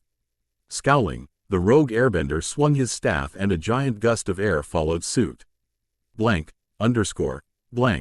An explosion. A boulder being hurled at high speeds. A powerful gust of air. It went on and on like this with neither side seemingly gaining the upper hand. To say that Mako was frustrated was an understatement. Not only did these bastards take Korra, it didn't look like they were getting any headway in getting her out of their clutches either. Mako, Asami called out from under the shield. What? He questioned. The firebender dodged a boulder hurled towards him, sent a fire blast towards the earthbender, then ducked so he could hear what she had to say. They all closed their eyes in instinct when another explosion violently shook the metal shield. Suyin opened her eyes. Look, I'm sure you know this by now, but this isn't getting us anywhere. We need another plan on how we're gonna get Korra out of there, she explained. Lin spoke up. We would if that combustion freak didn't send blasts at us every time we lifted our heads, she commented offhandedly. Asami didn't look so sure. But how? There's no way we can cross that lava moat, she said. Suyin couldn't argue with that. The moment they would try to cross it, they would either be blasted out of the air by the combustion bender or have the lava sent upwards by the earthbender. Both ending in certain death. Hey, you guys have a plan yet? Bolin yelled out from above as he continued to fight. He bent a rock out of the ground and hurled it towards the firebender. It was knocked out of the way when the earthbender punched it, smashing it into pieces. Suyin switched her gaze up to him. No, we still have to. She was about to say more when she looked past him and saw the ceiling of the city. There was a small opening up there where they could blank. Latching the harness to herself, she nodded towards her sister. Open the hatch, she ordered her sons. They did as they were told to do and opened it to see a clear view of their target. A handicapped Korra in small space surrounded by lava. It was now or never. There would be no later on. But before the two women could jump down, a familiar voice made itself known behind them. Hey, what's going on here? Suyin, her two sons, and Lin both whipped their heads around. To see Goku himself standing behind scratching his head, with a confused expression painted on his face. The matriarch's eyes lit up, but exasperated at the same time. Where in blazes were you? UGHT of finding you first, but I didn't know where in that walk of your you went and I'm getting ahead of myself, she composed herself. Long story short, Korra down there, she pointed down at the Och in front of her with Goku turning his head towards where she was pointing, has been kidnapped by a band of criminals who, most likely, want to take her life. She turned around to face him again, only to see. He was already gone. Zaire made his way across the lava moat and back with his comrades, after disposing of those pathetic guards. Gazan glanced back at him and then took a few steps back, his breathing slightly labored. Hey Zaire, you find any ways to get around these people yet? The lavabender punched a rock headed his way and responded in kind. The airbender didn't respond to that. Instead, he noticed that someone was missing among those behind the metal shield the Avatar's friends had hidden behind. His eyes widened. Are they trying to? No. He whipped his head around him so he could find out where they could have gone. At the same time, he went to put the unconscious Avatar over his right shoulder, wanting to get the point across that if he goes down, so will she. Not that he wanted his endgame to be that. He had much bigger plans than to just do away with the Avatar so easily. A boulder whipped past his head, bringing him back down to reality. Zaire gritted his teeth and swung his staff towards the enemy side, making the earthbender there lose his balance and fall backward. He glanced over to Pali, the love of his life, shooting her combustion towards the enemy. She looked back to him as well and gave a concerned look. Zaire, we have to end this now. Minghua's unconscious. She voiced her worry as she pointed to the fallen waterbender. And we're getting tired too. Zaire ducked from a fire blast and readjusted the Avatar slumped over his shoulder. He nodded to her. Yay, I know. Don't worry, she's already in our grasp. I'll give us some cover while we escape. I don't think that's a good idea. A new voice right behind him made all of them whip their heads back to the source. And he looked like he meant business. A spiky-haired man with a green tank top and dark pants stood tall before them, and it was pretty easy to guess why he was here. Gazan was the first to break out of his momentary shock. And just who the hell do you think you are? He asked as they all took a defensive stance against him. Even the guards and the Avatar's friends had stopped their advances as they too watched what was transpiring. Goku raised an eyebrow and crossed his arms. My name is Goku. Listen, I don't know what you guys want with her, but you should stop all this, he said in a serious tone. The three conscious criminals made no move, but it was clear to them that they would stand their ground. In a moment's flash, two rock cuffs sprouted from the ground and gripped Goku's feet. His eyes widened in surprise as he turned his gaze to the ground, not expecting that to occur. "What the?" he said, clearly at a loss. Not wasting any time, Gozen lifted both of his arms in a linear manner and soon Saiyan was enclosed within a pyramid of solid rock, with only his head exposed. The earthbender jumped back and snapped his head to Pali. "Do it now." Seeming to understand what he meant, she tensed her face before shooting a blast of combustion out of her third eye, crackling with concentrated fire as it traveled to Goku and met its target. Boom! The explosion was nearly blinding, as it forced Zaire and Gozen back a few steps to not be seared by the heat. Everyone was shocked at the event that just occurred in front of them. They couldn't believe that the man had just died a gruesome death. Mako was the first to act as he kicked the air and created an arc of fire that sped towards the band of criminals. Pali crossed her arms and spread them out horizontally, dispersing the incoming flame. The detective gritted his teeth. "You heartless bastards, how could you just kill him like that?" He shot two fireballs once more, only for Zaire to blow a gust of air at them, dispersing his attack. It then reached Mako himself and made him stumble backwards to the ground. Pali then went on the offensive as well, as she sent another combustion beam of heat right at him. Asami gasped and called out for him. "Mako, look out." Fortunately, she saw Bolin tackle him off to the side and prevented the attack from incinerating him. The blast exploded on the ground where he once was. Bolin looked to him in concern. "Hey, that was a close one. You alright?" The detective nodded at him and turned his attention back to the main enemy. Bolin helped Mako back up to his as they readied themselves for another standoff against Korra's captors. Zaire stood across from them, the only thing separating the two groups being the lava moat. He made a quick reach for his staff. "You should know that isn't the main thing you should be focused on. Your well-being is what you should be worried about. He put himself in our way and he paid the price. That's just how it is," he said coldly. "Just how what is?" Hearing the same voice again, he turned around quickly only for him to gasp in surprise at what he was seeing. "What? But how?" he exclaimed. That man who called himself Goku was standing behind a wall of flames. And it appeared to look like he was completely unharmed with his arms still crossed. The Saiyan then turned his eyes to Pali. "You know, you should really work on your aim and coordination," he told her. Catching her off guard, she took a defensive pose as she was still coming to terms with how he was still alive. "You're telling me I missed when I clearly saw that blast hit you head on?" "Don't make me laugh," she tried to say with a superior tone, but failing miserably. Goku didn't say anything back as he took his attention off of her and to the unconscious avatar that was hoisted on Zaire's shoulder. The airbender, immediately knowing what he was about to do, grabbed his staff, ready to blow him into the lava and end him for sure. But, in words he could not muster up in thought or speech to describe his speed, Goku was immediately in front of him and grabbed his staff mid-swing. Zaire grunted, trying to pull the staff from the other man's grip, but to no avail. Quickly deciding that would not work, he let go of the staff and swung a fist with compressed air at his faster opponent, thinking that he could not dodge at this close range. He was proven wrong when the only thing Goku did was grab his fist in an enclosed palm, creating a sonic boom that resonated through the area as the ground rumbled slightly. Goku was about to make his move when he felt a presence behind him ready to attack. He made the decision to let go of Zaire's fist and ducked, and saw that his intuition was right as a boulder smashed into Zaire's face.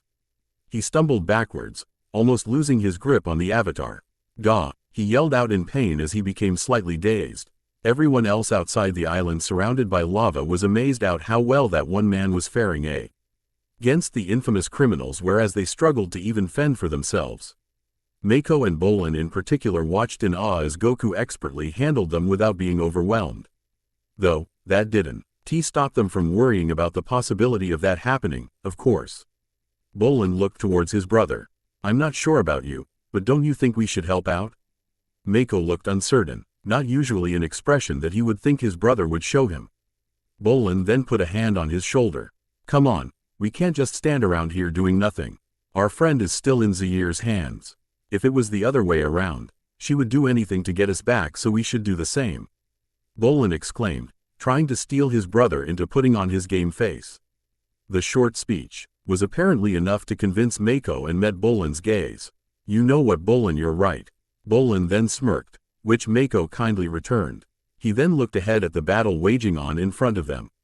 "Alright, Bo, let's do this," he said. Bolin nodded and looked ahead as well. Mako first made a series of arm motions, resulting in arcs of electricity being created. He then extended his arm and aimed it at the third-eyed woman. The lightning that resulted ripped through the air and almost made its target.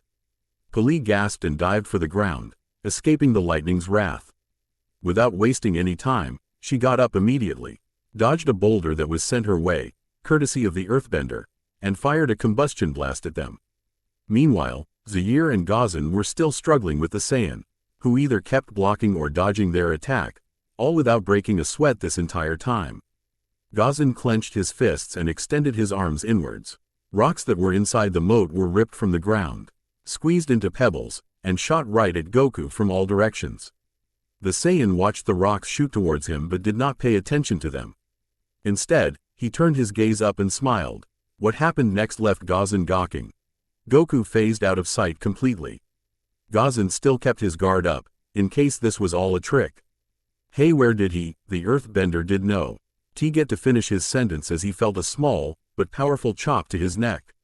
He lost consciousness immediately and fell to the ground face first, defeated. Zaire stepped forward and saw his comrade on the ground. "Gazan," he yelled out. No response meant he was unconscious. That was 2 of the 4 he had assembled to infiltrate this place and now the second of his friends. He could not believe this was happening. Never had he imagined that someone as formidable as this Goku even existed and never took anyone like him into account. His plan was beginning to fall apart and he was beginning to lose his composure.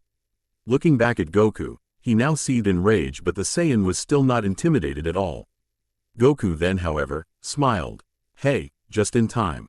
The airbender paid no heed to that and charged at Goku. "Damn you." The impatient airbender swung his feet in an arc, sending a wave of air towards him. At least, that was what he was intending to do. Zaire was then tripped over Goku's foot as he charged him and fell to the ground, letting Korra go in the process. He immediately tried to reach for her before Goku could get to her, but out of nowhere, the matriarch of Zaofu and L.in swooped in from above to grab her off the ground. Suyin gave one nod to Goku. "Thank you," she said as he gave her a thumbs up. She looked over to Lin, who motioned for them to leave right away. The Y were both then pulled up by the metal lines at the top of the metal encasing of the city, taking the avatar along with them. The rogue airbender was now panicking. "No, I won't let you." He flipped backward to right himself, grabbed his staff and blew a gust of air at the escaping newcomers. But it was all for naught. They were already too far away for the gust to have any real impact. Glancing back at his lover, Zaire could see she was at the end of her rope as well. Pali was visibly sweating and panting. Overall, she struggled to handle the full force of Mako, Bolin, and the metal-bending guards of Zaofu. Mako sent a stream of fire her way, which she was able to counter with her own, but had to dodge or duck from the incoming storm of rocks being pelted her way. Well, almost all. As he prepared to fire one more combustion blast, a stray rock managed to slip past her defense and struck her third eye.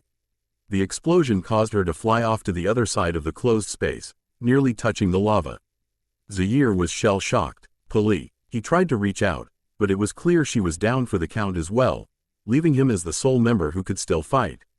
"You should give up now while you still have a chance," Goku said to him. Zaire brought his attention back to Goku and yelled out in rage. He swung both of his arms to the left, creating a strong current of air that blew towards Goku, which ruffled his hair wildly, but it flowed past him as if it were a nice summer breeze. Zaire clenched his fists and prepared to strike again before stopping, not on his own accord, but because of the excruciating pain that was now swelling in his gut. Goku had instantaneously appeared in front of him and landed a mean left hook straight to his gut when he was wide open. No scream came out from him, not that he could have anyway, but just a whisper of what it could have been. Stars of all shapes were the last thing he saw as he fell to the ground, unconscious and defeated. There was a tense silence in the area, as everyone came to register their victory over the intruders. It was still a mystery to them as to how they were able to breach their security, but that was only in the back of their minds. Goku looked down at Zaire and scratched the back of his head. Well, what now? What happens to these guys? He looked around him at the guards and the Avatar's friends, but no response was given. Because in the moment not even they knew what would happen now. Everything seemed so hazy as Korra regained her consciousness, her eyelids slowly opening up. Instantly, the here amount of light that bombarded her eyes made her wince and close her eyes shut. She sat up from the sofa she was laying on and put a hand on her head to clear the blurriness. Oh man, what happened? She groaned. Korra, you're up, Bolin's voice called out. The Avatar looked to her side to see Bolin and Mako sitting on the ground, with a pie show table in front of them. Mako got up and stood next to her. Putting a hand on her shoulder, he gave her a relieved look. It's great that you're awake now. We were so worried about you, he said with sincerity. Normally, she would have smiled back, but she was so confused by her situation. Wait just a second, what happened to me? She asked him. Looking down at her frame, she saw she was still in her white tank top and pajamas that she wore at night. Wait, at night? Mako cleared his throat. Yeah, about that. I was attacked by Zaire? She cut him off, or finished for him. Mako couldn't tell. In the end, he simply nodded to confirm her statement. His eyes lowered. Yeah, they knocked you out and tried to kidnap you while everyone was asleep, he said, a twinge of guilt in his voice. Korra could tell by his tone that he was ashamed, so she gave a reassuring smile and rested a hand on his arm. Hey, don't go and feel like you didn't do anything. Besides, who else could have saved me but you guys? She asked rhetorically, a jovial tone to lighten up the mood present. He still didn't meet her eyes, so her expression turned into that of a concerned one. She looked to Bolin, who also averted his gaze. She frowned. Something was wrong here and she didn't know what. Guys, is there something you're not telling me? She asked them. Bolin decided to speak first. Pulling himself off the floor, he cleared his throat. Well, to put it simply, Zaire kinda sorta maybe somewhat in a way. His brother stopped him from speaking any further. What he's trying to say, or at least hopefully, he gave an annoyed look at the earthbender who mock glared at him. Is that all we were able to do was just hold Zaire and his gang off for a while? It was hard to get to you because they isolated themselves in a lava moat, so all we see. Old do was just keep them from going anywhere, he explained to Korra. This did not seem to satisfy the Avatar, who only looked more confused. Okay, but what's the problem here? I know you guys did your best, but I feel like you're not telling me everything, she pressed on but not accusingly. Mako rubbed his shoulder and sighed. Well, it wasn't really us that got you out of there. That Goku guy came in out of nowhere and just obliterated them, Bolin chimed in, biting at a pie show piece in his mouth. Mako gestured at his brother. Yeah, exactly that. I've never seen anything like it, Korra. The way he took all of them on at once with so much confidence. Not even a scratch on him after everything was done. Lin and Suyin swooped down from above to rescue you while Goku distracted but I have a gut feeling he didn't even need them to do that, he said, disbelief still evident in his tone. Bolin spoke again. I don't think I've ever seen anything like it either, pal. Even that time where that third eye freak literally shot him point blank, all he said was, you need to work on your aim. It was incredible. I'm telling you, he added his 2 cents in, flicking the pie showpiece back onto the board. But their friend didn't really give a reaction. Instead, she stayed silent for a bit, making the two brothers grow concerned. Mako put a hand on her shoulder and gave it a slight rub. Hey, are you alright? He asked her. Korra continued to stay silent for a moment before abruptly getting on her feet. She looked to Mako and pursed her lips. Say Mako, she began, with the firebender replying with a Where is Goku exactly? Blank. In the mountains near Zaofu, Goku stood on his lonesome with his eyes closed and a fist on his palm. His green shirt ruffled slightly as the wind steadily flowed past him as he continued to meditate, the noise of the animals and nature going from one ear and out the other, his mind being brought closer and closer to emptiness. It was just like the old days with Mr. Popo. With that thought coming forth, Goku snapped his eyes open and took on his signature stance for his favorite technique. He scrunched his face and cupped his hands to his right side, repeating the nostalgic chant once more. Kami, slowly but surely, a blue ball of energy burst into existence, the rays of light shining over the orange landscape of the morning sun. In the distance, a puffy cloud moved in front of the sun, dampening the sunlight reaching him and creating a shade in the land. "Hami," he continued, holding the ball of energy until the cloud drifted away, the rays of the sun finally reconnecting with him. "Ha!" He thrusted his hands forward, the result being a brilliant blue blast that rocketed towards the horizon, causing some of the populace below that witnessed it to be mesmerized by the mysterious beam. Eventually, it reached the depths of outer space where it would meet the flaming ball of gas at the center of the solar system. The Saiyan held his posture for a few more moments before relaxing and stood straight up. Letting out a sigh, he smiled at his abilities. "Well, looks like I'm back in shape again," he said jovially to himself.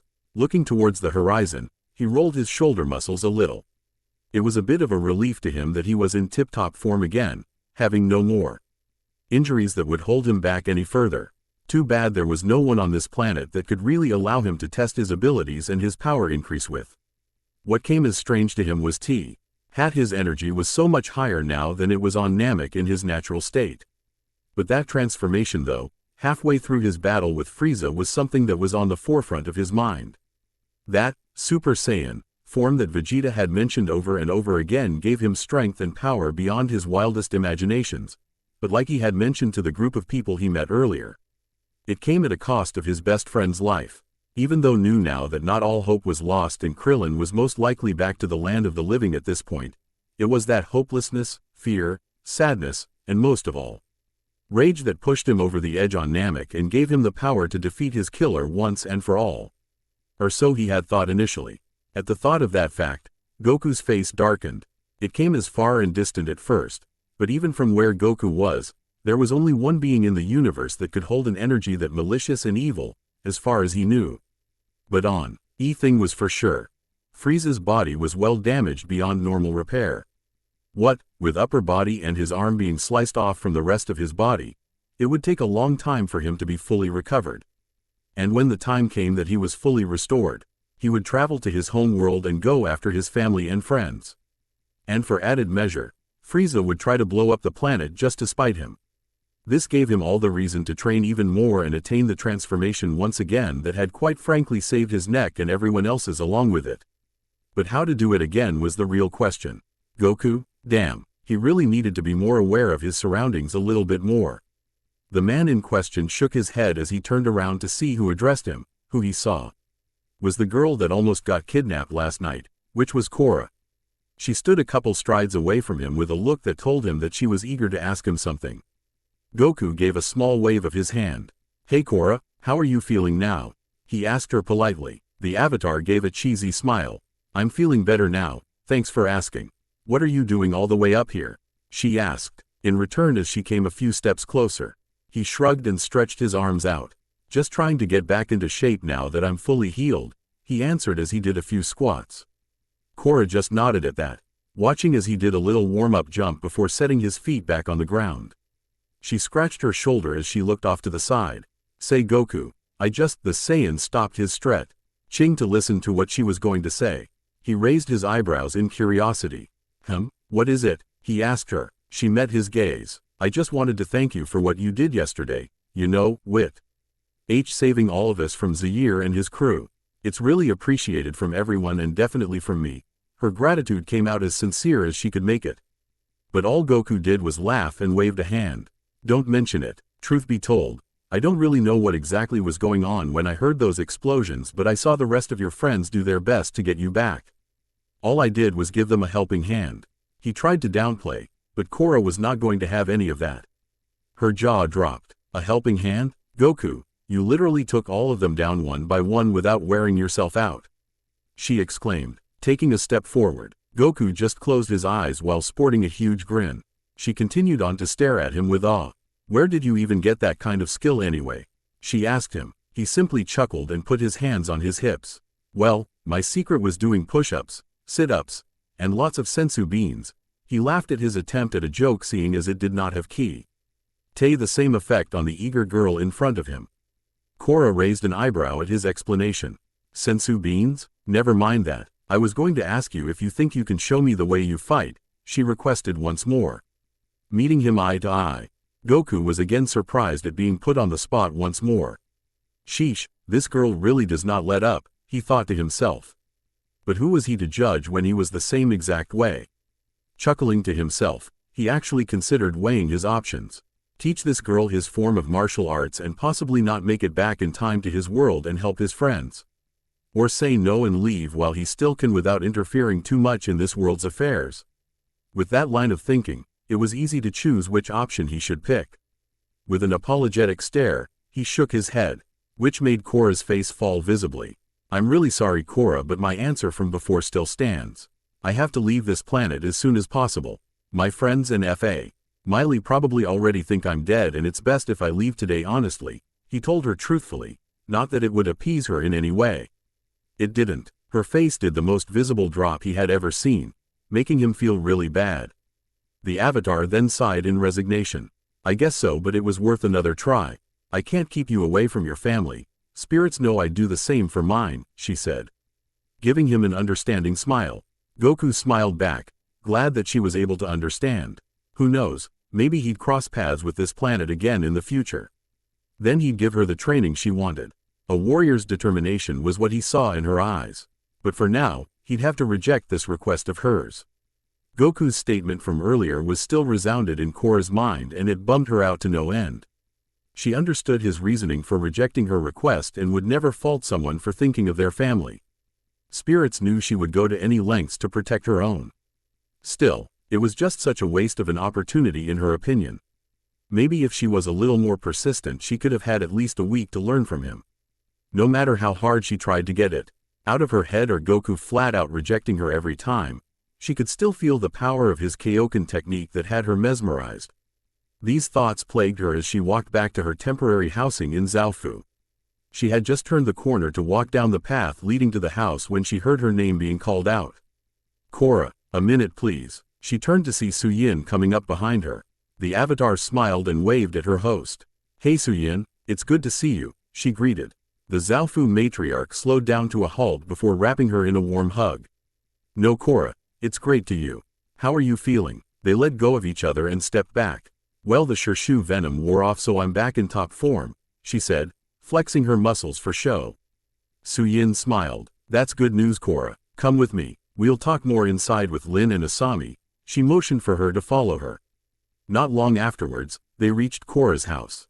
Once they were inside, the two women saw Lin and Asami sitting on the couch. When Asami saw who walked through the door, her face lit up. Korra, she walked over to give her a hug as well. Holding the shorter girl in place by the shoulders, the Sato heiress had a look of relief. I just missed you when you left. Mako and Bolin told me you went to see Goku about something, she said. Korra averted her eyes. I did, but we can talk about that some other time, she deflected. Asami raised an eyebrow at that but did not press further. She looked over to Lin, who only gave her a curt nod as per usual. A slight smile appeared at her lips as she took in everyone in the room. After all the craziness she heard had happened last night, it was just nice to see everyone in one piece. When the introductions were out of the way, they got down to business. Lin was the first to speak.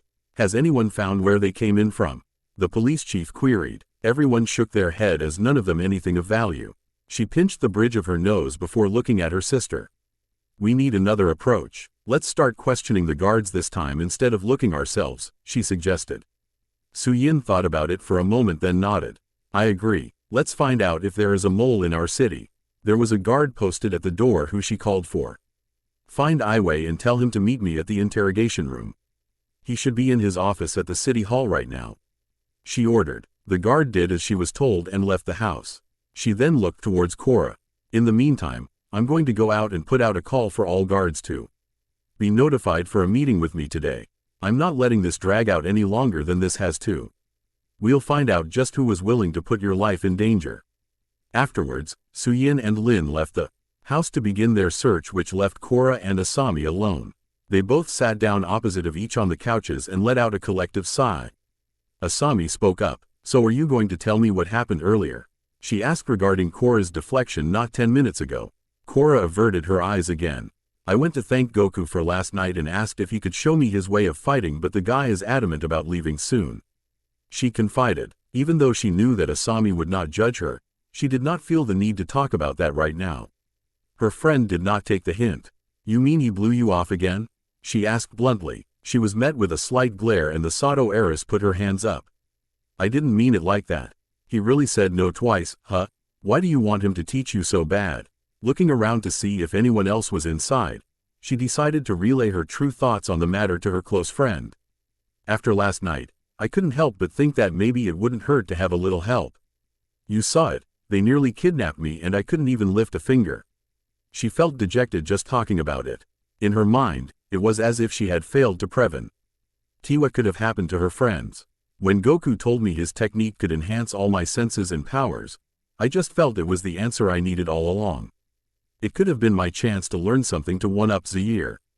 She confessed. Korra, you're being too hard on yourself. Avatar or not, no one can fight off Shirshu venom. Mako is right. We can handle these creeps on our own. Reap. Aiding Mako's earlier comments regarding Goku, she found that it was something she agreed with. Besides, he's already helped us out plenty by stopping that space emperor from coming here, she said. Was a fact that Korra knew she could not argue with. We don't need some muscled-up alien to help us, she smirked. We have our own muscled-up badass avatar right here, she said playfully. Korra laughed at that remark. Thanks Asami, she always knew how to cheer her up when she was down. She's right, you know, a familiar voice said as the door opened, revealing it to be Mako and Bolin. They walked through the door with Bolin holding Pabu on his shoulder. Korra groaned, her head falling back. How much of that did you hear? Giving her a wide grin, Bolin stopped in front of them. Enough. To hear that you're pissing on yourself a little too much, Miss Avatar, he quipped. Mako smirked. Just the last part, but Bolin's right. We've stopped the Equalists and went up against your uncle's crazy plan for world domination. Compared to them, Zaire doesn't even hold a candle to the stuff we've already went through, he said confidently. Even though her friends meant well, she couldn't help but feel slightly embarrassed that they now knew she was feeling like this. Okay, I get it guys. Korra's being a downer right now. Can we just stop talking about it already? To her relief, no one else mentioned it again. Mako looked over to Korra. Suyin filled us in already about interrogating the guards, but we ran into a problem, he revealed. Not expecting this, she asked him to elaborate. What happened? Aiwei is nowhere to be found. Blank. As the people of Zaofu continued to go about their day-to-day activities, completely oblivious to last night's events save for Team Avatar. The same could not be said for the group who had infiltrated their so-called safest city in the world. Deep underground, the city was a dungeon-esque prison that was solely reserved for times when the safety of the entire fortified metal city was threatened. Whispers of this place only circulated through accidental slip-ups from guards, but was denounced by the common citizen of Zaofu as mere story. A way to give their children an attitude adjustment whenever they misbehaved. Unbeknownst to those folks, however, its existence was every bit real as the rumors said it was. And it was here that 4 of the main members, as well as its leader, of the criminal group known as the Red Lotus was being held. A giant walled chamber was what they were imprisoned in, NCASED in pure platinum, which stayed true to the moniker, the Metal City, Zaofu advertised itself to be. It was in this prison that the 4 criminals, who orchestrated the attack on Zaofu the day before, were separated by thick metal walls to make sure that they were not allowed to communicate with one another. Not only that, but dozens of well-trained metal-bending guards were ordered to keep the group under constant surveillance. They had slipped out of watch once, under the White Lotus. Zaofu's metal benders would not make the same mistake. Their matriarch Suyin had boldly warned them of such a grave error. 4 guards stood outside one particular cell. They were some of the best guards chosen for this particularly dangerous man, handpicked by the matriarch herself. So how long do you guys think we'll be down here? One of them tried to start conversation, but it came out as awkwardly as one might expect. The guard to his left snorted. Who knows, Hoshi? Probably until the Lotus figure out a way to contain them again, he said offhandedly. He felt a smack against his shoulder, making him flinch. Will you shut up, Tenku? How do you think this guy got past those White Lotus fools in the first place? You need to be alert at all times, you idiot, the third guard scolded. Tenku rubbed his shoulder. Calm down, Lee. Maybe you need to be more alert because this guy clearly isn't getting past platinum walls. The guy's an airbender of all things, can you believe it? He an evil airbender. He let out a small chuckle and shook his head. Snickering at first, the first guard Hoshi then laughed with him. I thought those guys were all about rainbows and sunshine too. What, is he going to pass some gas at me? Oh no, my precious nose hairs. I'm so scared, he mocked. No. Wing, the captive inside, could not hear them. The other two guards laughed along with him, finding their own predicament strangely hilarious. The third guard, Lee, did not join their open mockery. You clearly were not there 2 nights ago, but I was. He made quick work of all 10 of us and would have taken the city if it weren't for that Goku guy showing up, he said, remembering the events of last night with clarity. The others rolled their eyes at him. Tenku gave Lee a pointed look. Right, I heard about that, and that's exactly why I'm laughing. If Zaire can't even handle one punch to the gut by one man, then I don't see the reason for all this security. Besides, all he's been doing is sitting down with his eyes closed, making faces at the door, shaking his head. He ceased his laughter anyways. Lee glared at them, not liking their outlook towards this situation. He persisted on. He knocked out the Avatar and had all of us and her friends fighting for our lives out there. That's why there's more of us guards in here than the other cells. Now, fix your attitudes and shut up already, he grumbled out. Hoshi sighed. Always the dutiful soldier, aren't you, Lee? He asked rhetorically. Lee glared at him as well, and he raised his hands in mock surrender. Nevertheless, they quit his chatter and went back to guard mode. Though Tenku was only trying to lighten the mood inside, even he was unnerved by this much security. He did not want the others to catch wind of that little detail though. The other inmates only had 2 guards outside their cells, but this one was apparently different. In the case of Zaire, however, Suyin deemed it necessary to assign the head of the Red Lotus double the amount of guards that the rest of his comrades had. He was single-handedly responsible for their cult's revival, so it made sense why most of the attention was on him. His wrists and ankles were chained and were long enough to allow some movement, though some agreed that he should have been chained directly to the wall. Occasionally, Tenku would peek through the tiny peephole on the heavy door to make sure the captive was still behaving in there. A few times he would be eating whatever was fed to him. Most times though, he always seemed to be in a meditative state. His legs were crossed together and his hands held in the lotus pose. He personally found it very weird, but who was he to judge? That was the spirit's job anyway, and he did not get paid to judge people. His job was to guard the fool who crossed the matriarch and her family as well as the Avatar. Now that would pay him handsomely. Blank. It had been about 12 hours after the Red Lotus attack on the Metal Clan, and Zaire was doing what he had been doing since he was imprisoned again, meditating. The airbender normally kept his composure, but he knew if he did not meditate he would have blown a gasket thinking about what had transpired. All the countless mishaps, all the obstacles round at them when he was assured by his confidant that there would be none, and most of all him. Now he was in a prison cell that was even sturdier than the last one he was in. But there was a difference this time around. Now that he had experienced his first taste of freedom in over 13 years, he wanted it back. It was so close he could taste it. One thing Zaire was sure his comrades were thinking was the fact that they were all in the same prison hold. Until those traitors to the original cause came to fetch and separate them again, he knew that there was a chance to escape. He sneered and shook his head. Going into the spirit world required intense focus, and these intrusive thoughts were not helping him. Calming his mind and spirit, he focused them to another plane of existence. Beyond the realm of the physical beings and into the world of spirits. When he opened his eyes and laid them on the vast open fields of the spirit world, he did not move. This time, the beauty of this high-R plane did not captivate him like it did every other time he visited. No, he would not be going anywhere. Not until his foolish confidant came prepared to give him a proper explanation of what the CK happened to their plans for the Avatar's capture. The plan was supposed to work, but somewhere along the way it started falling apart little by little. First those meddlesome friends of hers Red, and then the rest of the metal benders cutting off their escape not too long after.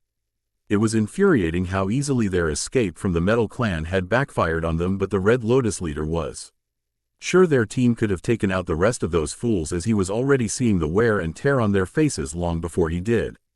What boggled his mind was the arrival of that spiky-haired stranger. He could still feel the indent of his fist embedded in his gut even though he had left his physical body temporarily. That was the single most humiliating experience he had in his life, bar none.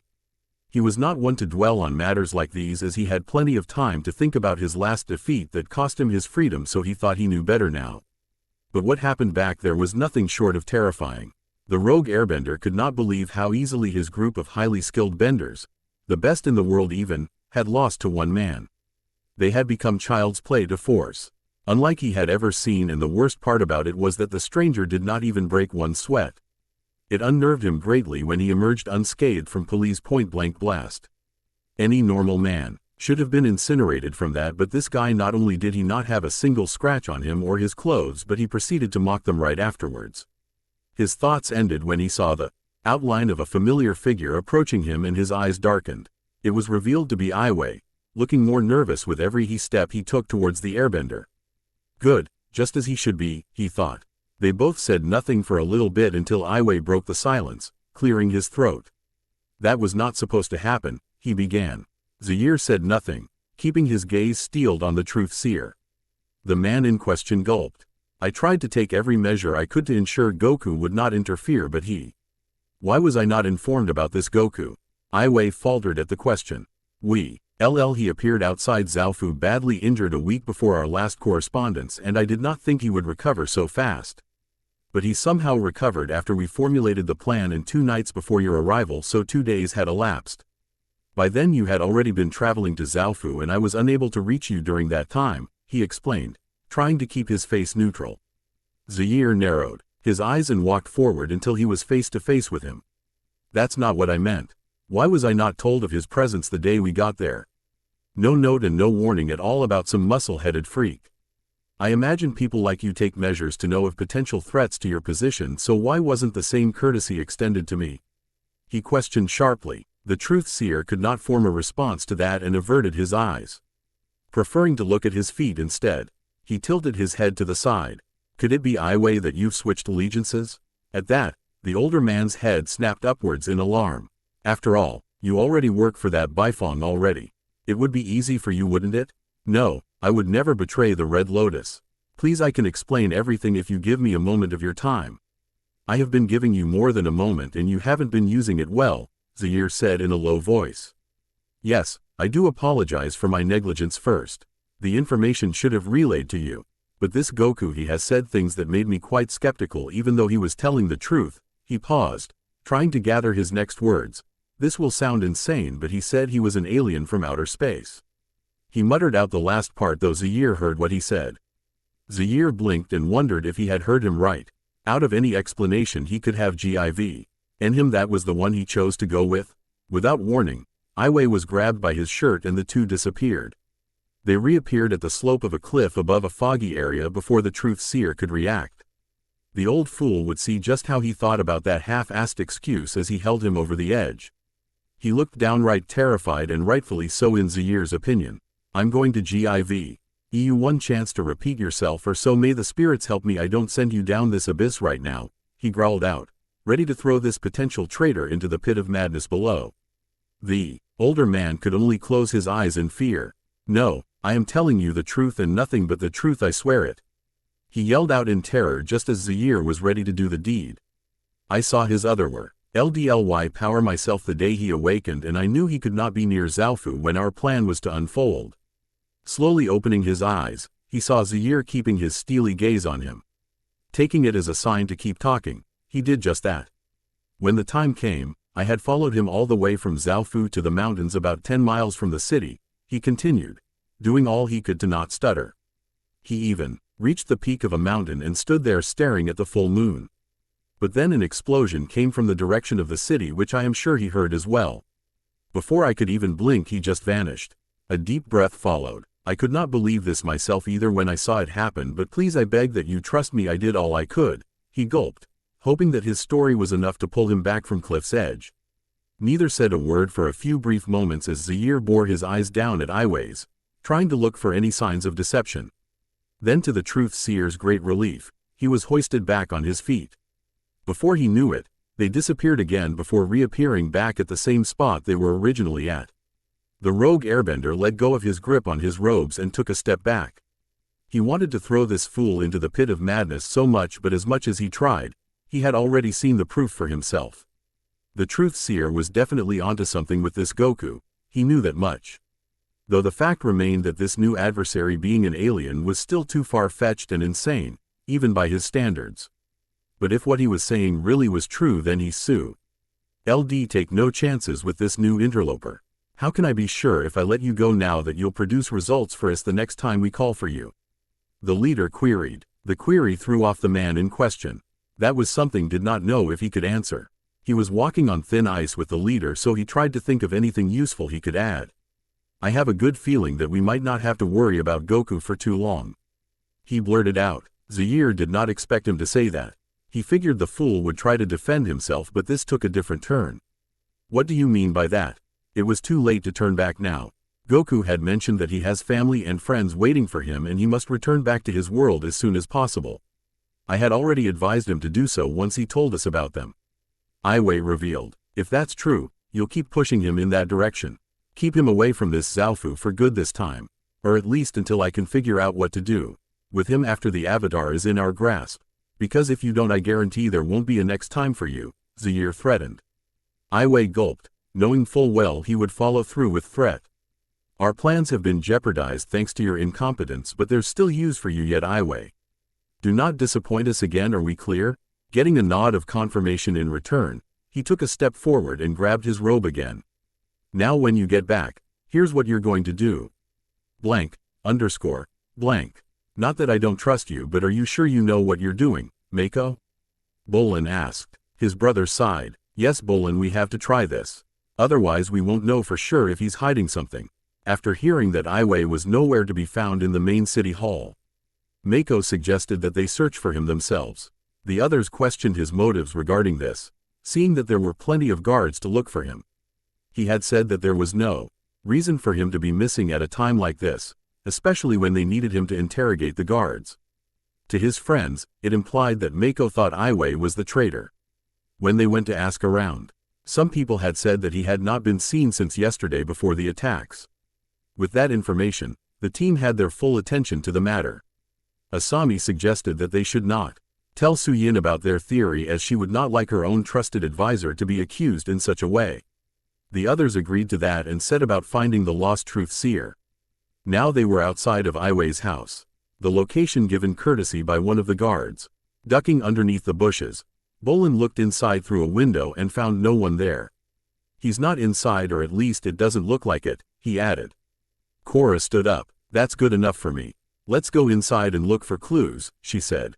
She opened the door and they let themselves inside his spacious house. Taking it all in, they began to look around. Mako and Bolin found themselves near the bookshelves while Asami and Korra searched the dining area. Flipping open a few books on the counter, she found nothing of any info. RTANCE besides a few articles about acupuncture and moxibustion. Looking over to the others, it seemed like they were in the same boat as her and looking equally as frustrated. Then she heard a sharp intake of breath come from Mako. Guys, come take a look at this, he said out loud, focusing at something on the floor. He pointed to his object of attention. These are scuff marks on the floor, Maya. Ning, this bookshelf here is moved around a lot and not very far by the looks of it. There could be something behind it if we slide it this way. Bolin gave his brother a pat on the shoulder. You know, sometimes I'm so glad you became a cop. He expressed his delight at the find, with Korra inclined to agree with the earthbender. Her old flame had a good eye for these kinds of things and it was proving to be a huge asset now. Mako just gave a slight smile before he put his hands on the shelf, ready to slide it open. But before he could do so, they heard footsteps on the floor above them, hearing it come down the stairs. The four quickly moved away from the shelf and stood in place as they came face to face with Aiwei himself, who did not expect to find them standing there. His surprise quick L.Y. turned to suspicion as he spoke before they could. What are you doing in my house? You are trespassing on a highly ranked official's property, so you had better have a good explanation, he said sharply. Still unable to keep the surprise out of his voice, Mako walked forward. You've been missing since yesterday's attacks, so how about you explain that first, he countered. This only served to further irritate Aiwei. And what might you be trying to suggest with that tone of yours? I don't know, you tell me. Aiwei did not miss a beat. If you must know, I have been feeling ill since yesterday. So I went to Guo to be administered moxibustion. He told me to rest as much as I could, so that's what I did. Now what are you doing here? Korra spoke up before Mako could take it any further, to his surprise. We just wanted to know where you were since you hadn't shown up at all during the meetings today. Suyin had called for you but you didn't show up, so we came looking for you to see if everything was all right. Now that we know, we can get out of your hair, she said placatingly. He visibly relaxed at her words and nodded in understanding. Well, if that's the case, then I apologize. I had no idea I was summoned today by the matriarch. If she is still waiting for me, then I shall go with you to see her. Come, follow me, he said as he was already at the door. The four teenagers looked at each other before they decided to drop the matter they really wanted to talk about and followed him out of the door. His quick exit out of the conversation was not unnoticed by four of them either. It seemed like they were so close to finding what he was hiding behind the bookshelf, but it would not be today. For now though, they decided to go to Suyin to see if any of the guards knew anything. If only they saw the slight smirk that flitted across Aiwei's face. Blank, underscore, blank. Meanwhile, as Team Avatar had their dealings with Aiwei, Suyin and Lin were treated to the sight of a hungry Saiyan. The chief of police in Republic City was not so easily off-put, but seeing one man eat a restaurant's supply worth of food in such a ravenous manner was enough for her to drop her jaw in shock. Everyone could agree that their guests' table manners were so disgusting they could not peel their eyes away. Even Varric and Zhu Li looked like they could throw up. The Li person in the room who did not seem to care about the Saiyan's horrendous appetite was the chef himself. He actually looked delighted that someone was enjoying his food that much. The only real problem he had with the sight was the fact that this man kept saying his wife, Chi, made better meals than him, setting off his cooking turismo in overdrive. I can't believe it. Where does it all go? Suyin managed to get out. His stomach must be a portal to the spirit world, Lin added. For Goku though, he was having the time of his life. After finishing up a training session of his own, his stomach growled immediately after and reminded him that he had been deprived of good food for too long. Fortunately for him, the head chef was more than happy for Goku to sample his food. Goku looked up from his bowl of noodles. Eyes Ioming? The matriarch slapped him on the shoulder. Chew your food first, then swallow and then speak, she admonished. She regretted saying that as he gulped all the food down in one go. Disgusting, she muttered. Goku let out a sigh. I'm sorry guys, but this food is so good, he said, just as the chef and a few others came back inside the room with another buffet-level meal. He then grinned, gaining a twinkle in his eye. Of course, it's still not quite up to the level of my wife, but it'll do. When the chef heard those heretic words, he was immediately heated. What? It's still not? Are you serious? How could it not be better? I even added the sweet and spicy sauce to the egg rolls. When he saw Goku just shrug and whistle, that was the last straw. He would not have this slight stain his flawless cooking skills. The chef pointed a finger at Goku menacingly. Just you wait, Goku. Before you leave, you'll be begging to take some of it with you back home. He then proceeded to stomp out the dining hall, ready to prove this madman wrong. Goku let out a hearty laugh at those words. Alright, more food. He immediately started chowing down again, shoving a few dumplings in his mouth before drinking a bowl of soup. Suyin could only stare in shock at the exchange that just happened. That's the third time you tricked him with that, Goku. Have mercy on the poor guy. She then paused, remembering just whose food that was. And have mercy on me. You'll run us dry before you're satisfied. Goku slurped up the noodles in his mouth and wiped his mouth. Taking a little breather. Hey, I'm hungry and he wants to keep cooking. It's a win-win in my book, he shrugged, going back to his gluttonous eating. Everyone else in the room just shook their heads, wondering when this would end. At the same time, Team Avatar walked into the dining hall with Aiwei in tow. Suyin in particular perked up at this and got up from her chair.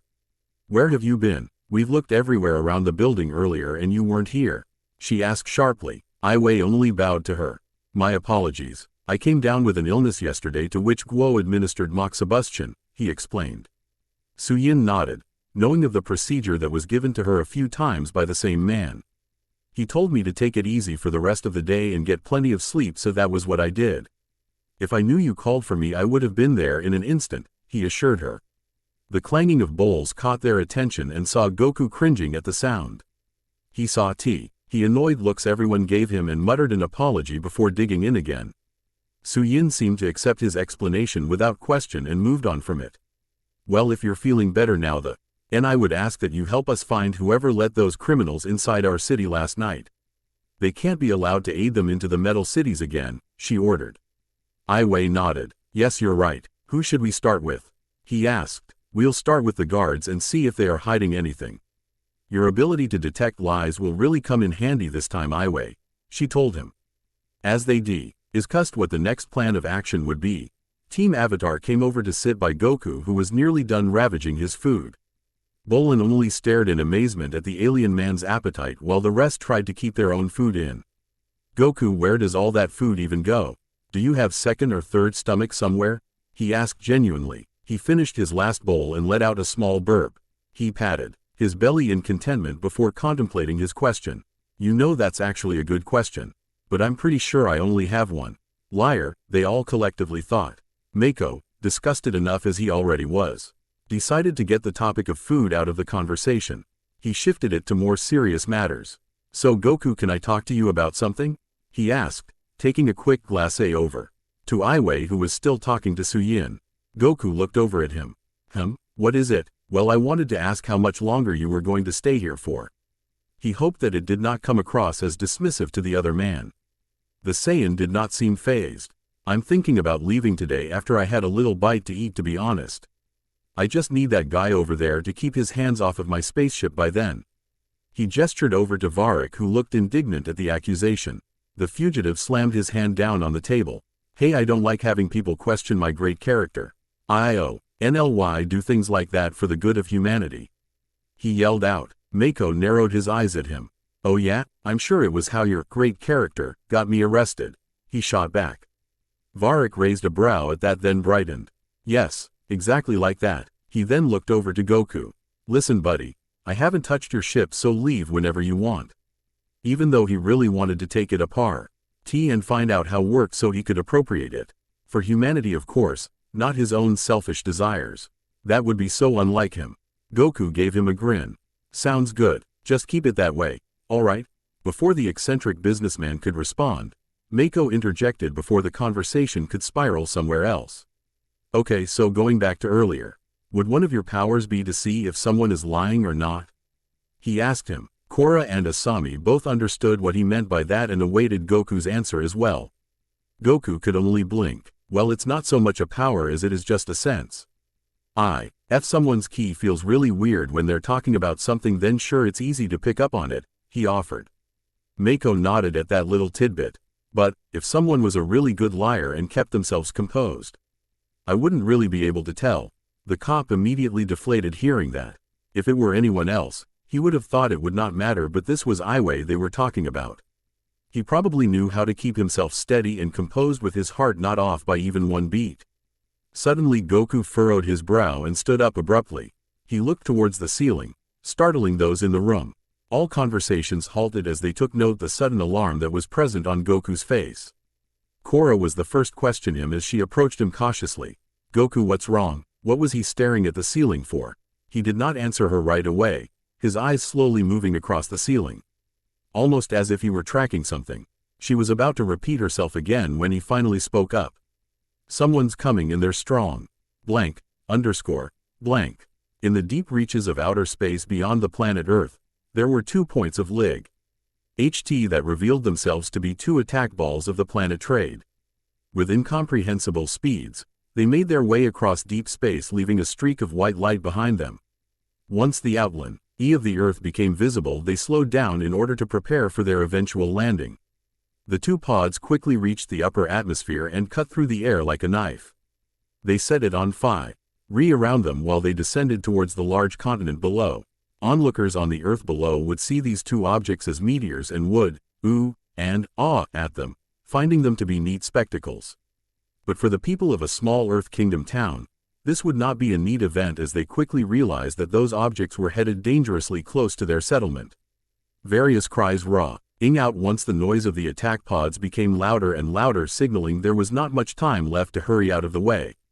Unfortunately for them, they were right, as many people were too late to escape when the attack balls crashed into the center of their town with a resounding boom. The men, women, and children who quickly cleared the area had their eardrums nearly burst from the shockwave that came with the intense impact. When they opened their eyes, all they saw were the remains of their once proud town of people, with only a few dozen buildings and houses left standing. It shattered ed their hearts to see their history taken away from them by Mother Nature herself. Or so they thought. A scream from one woman pulled their attention to what she was looking at.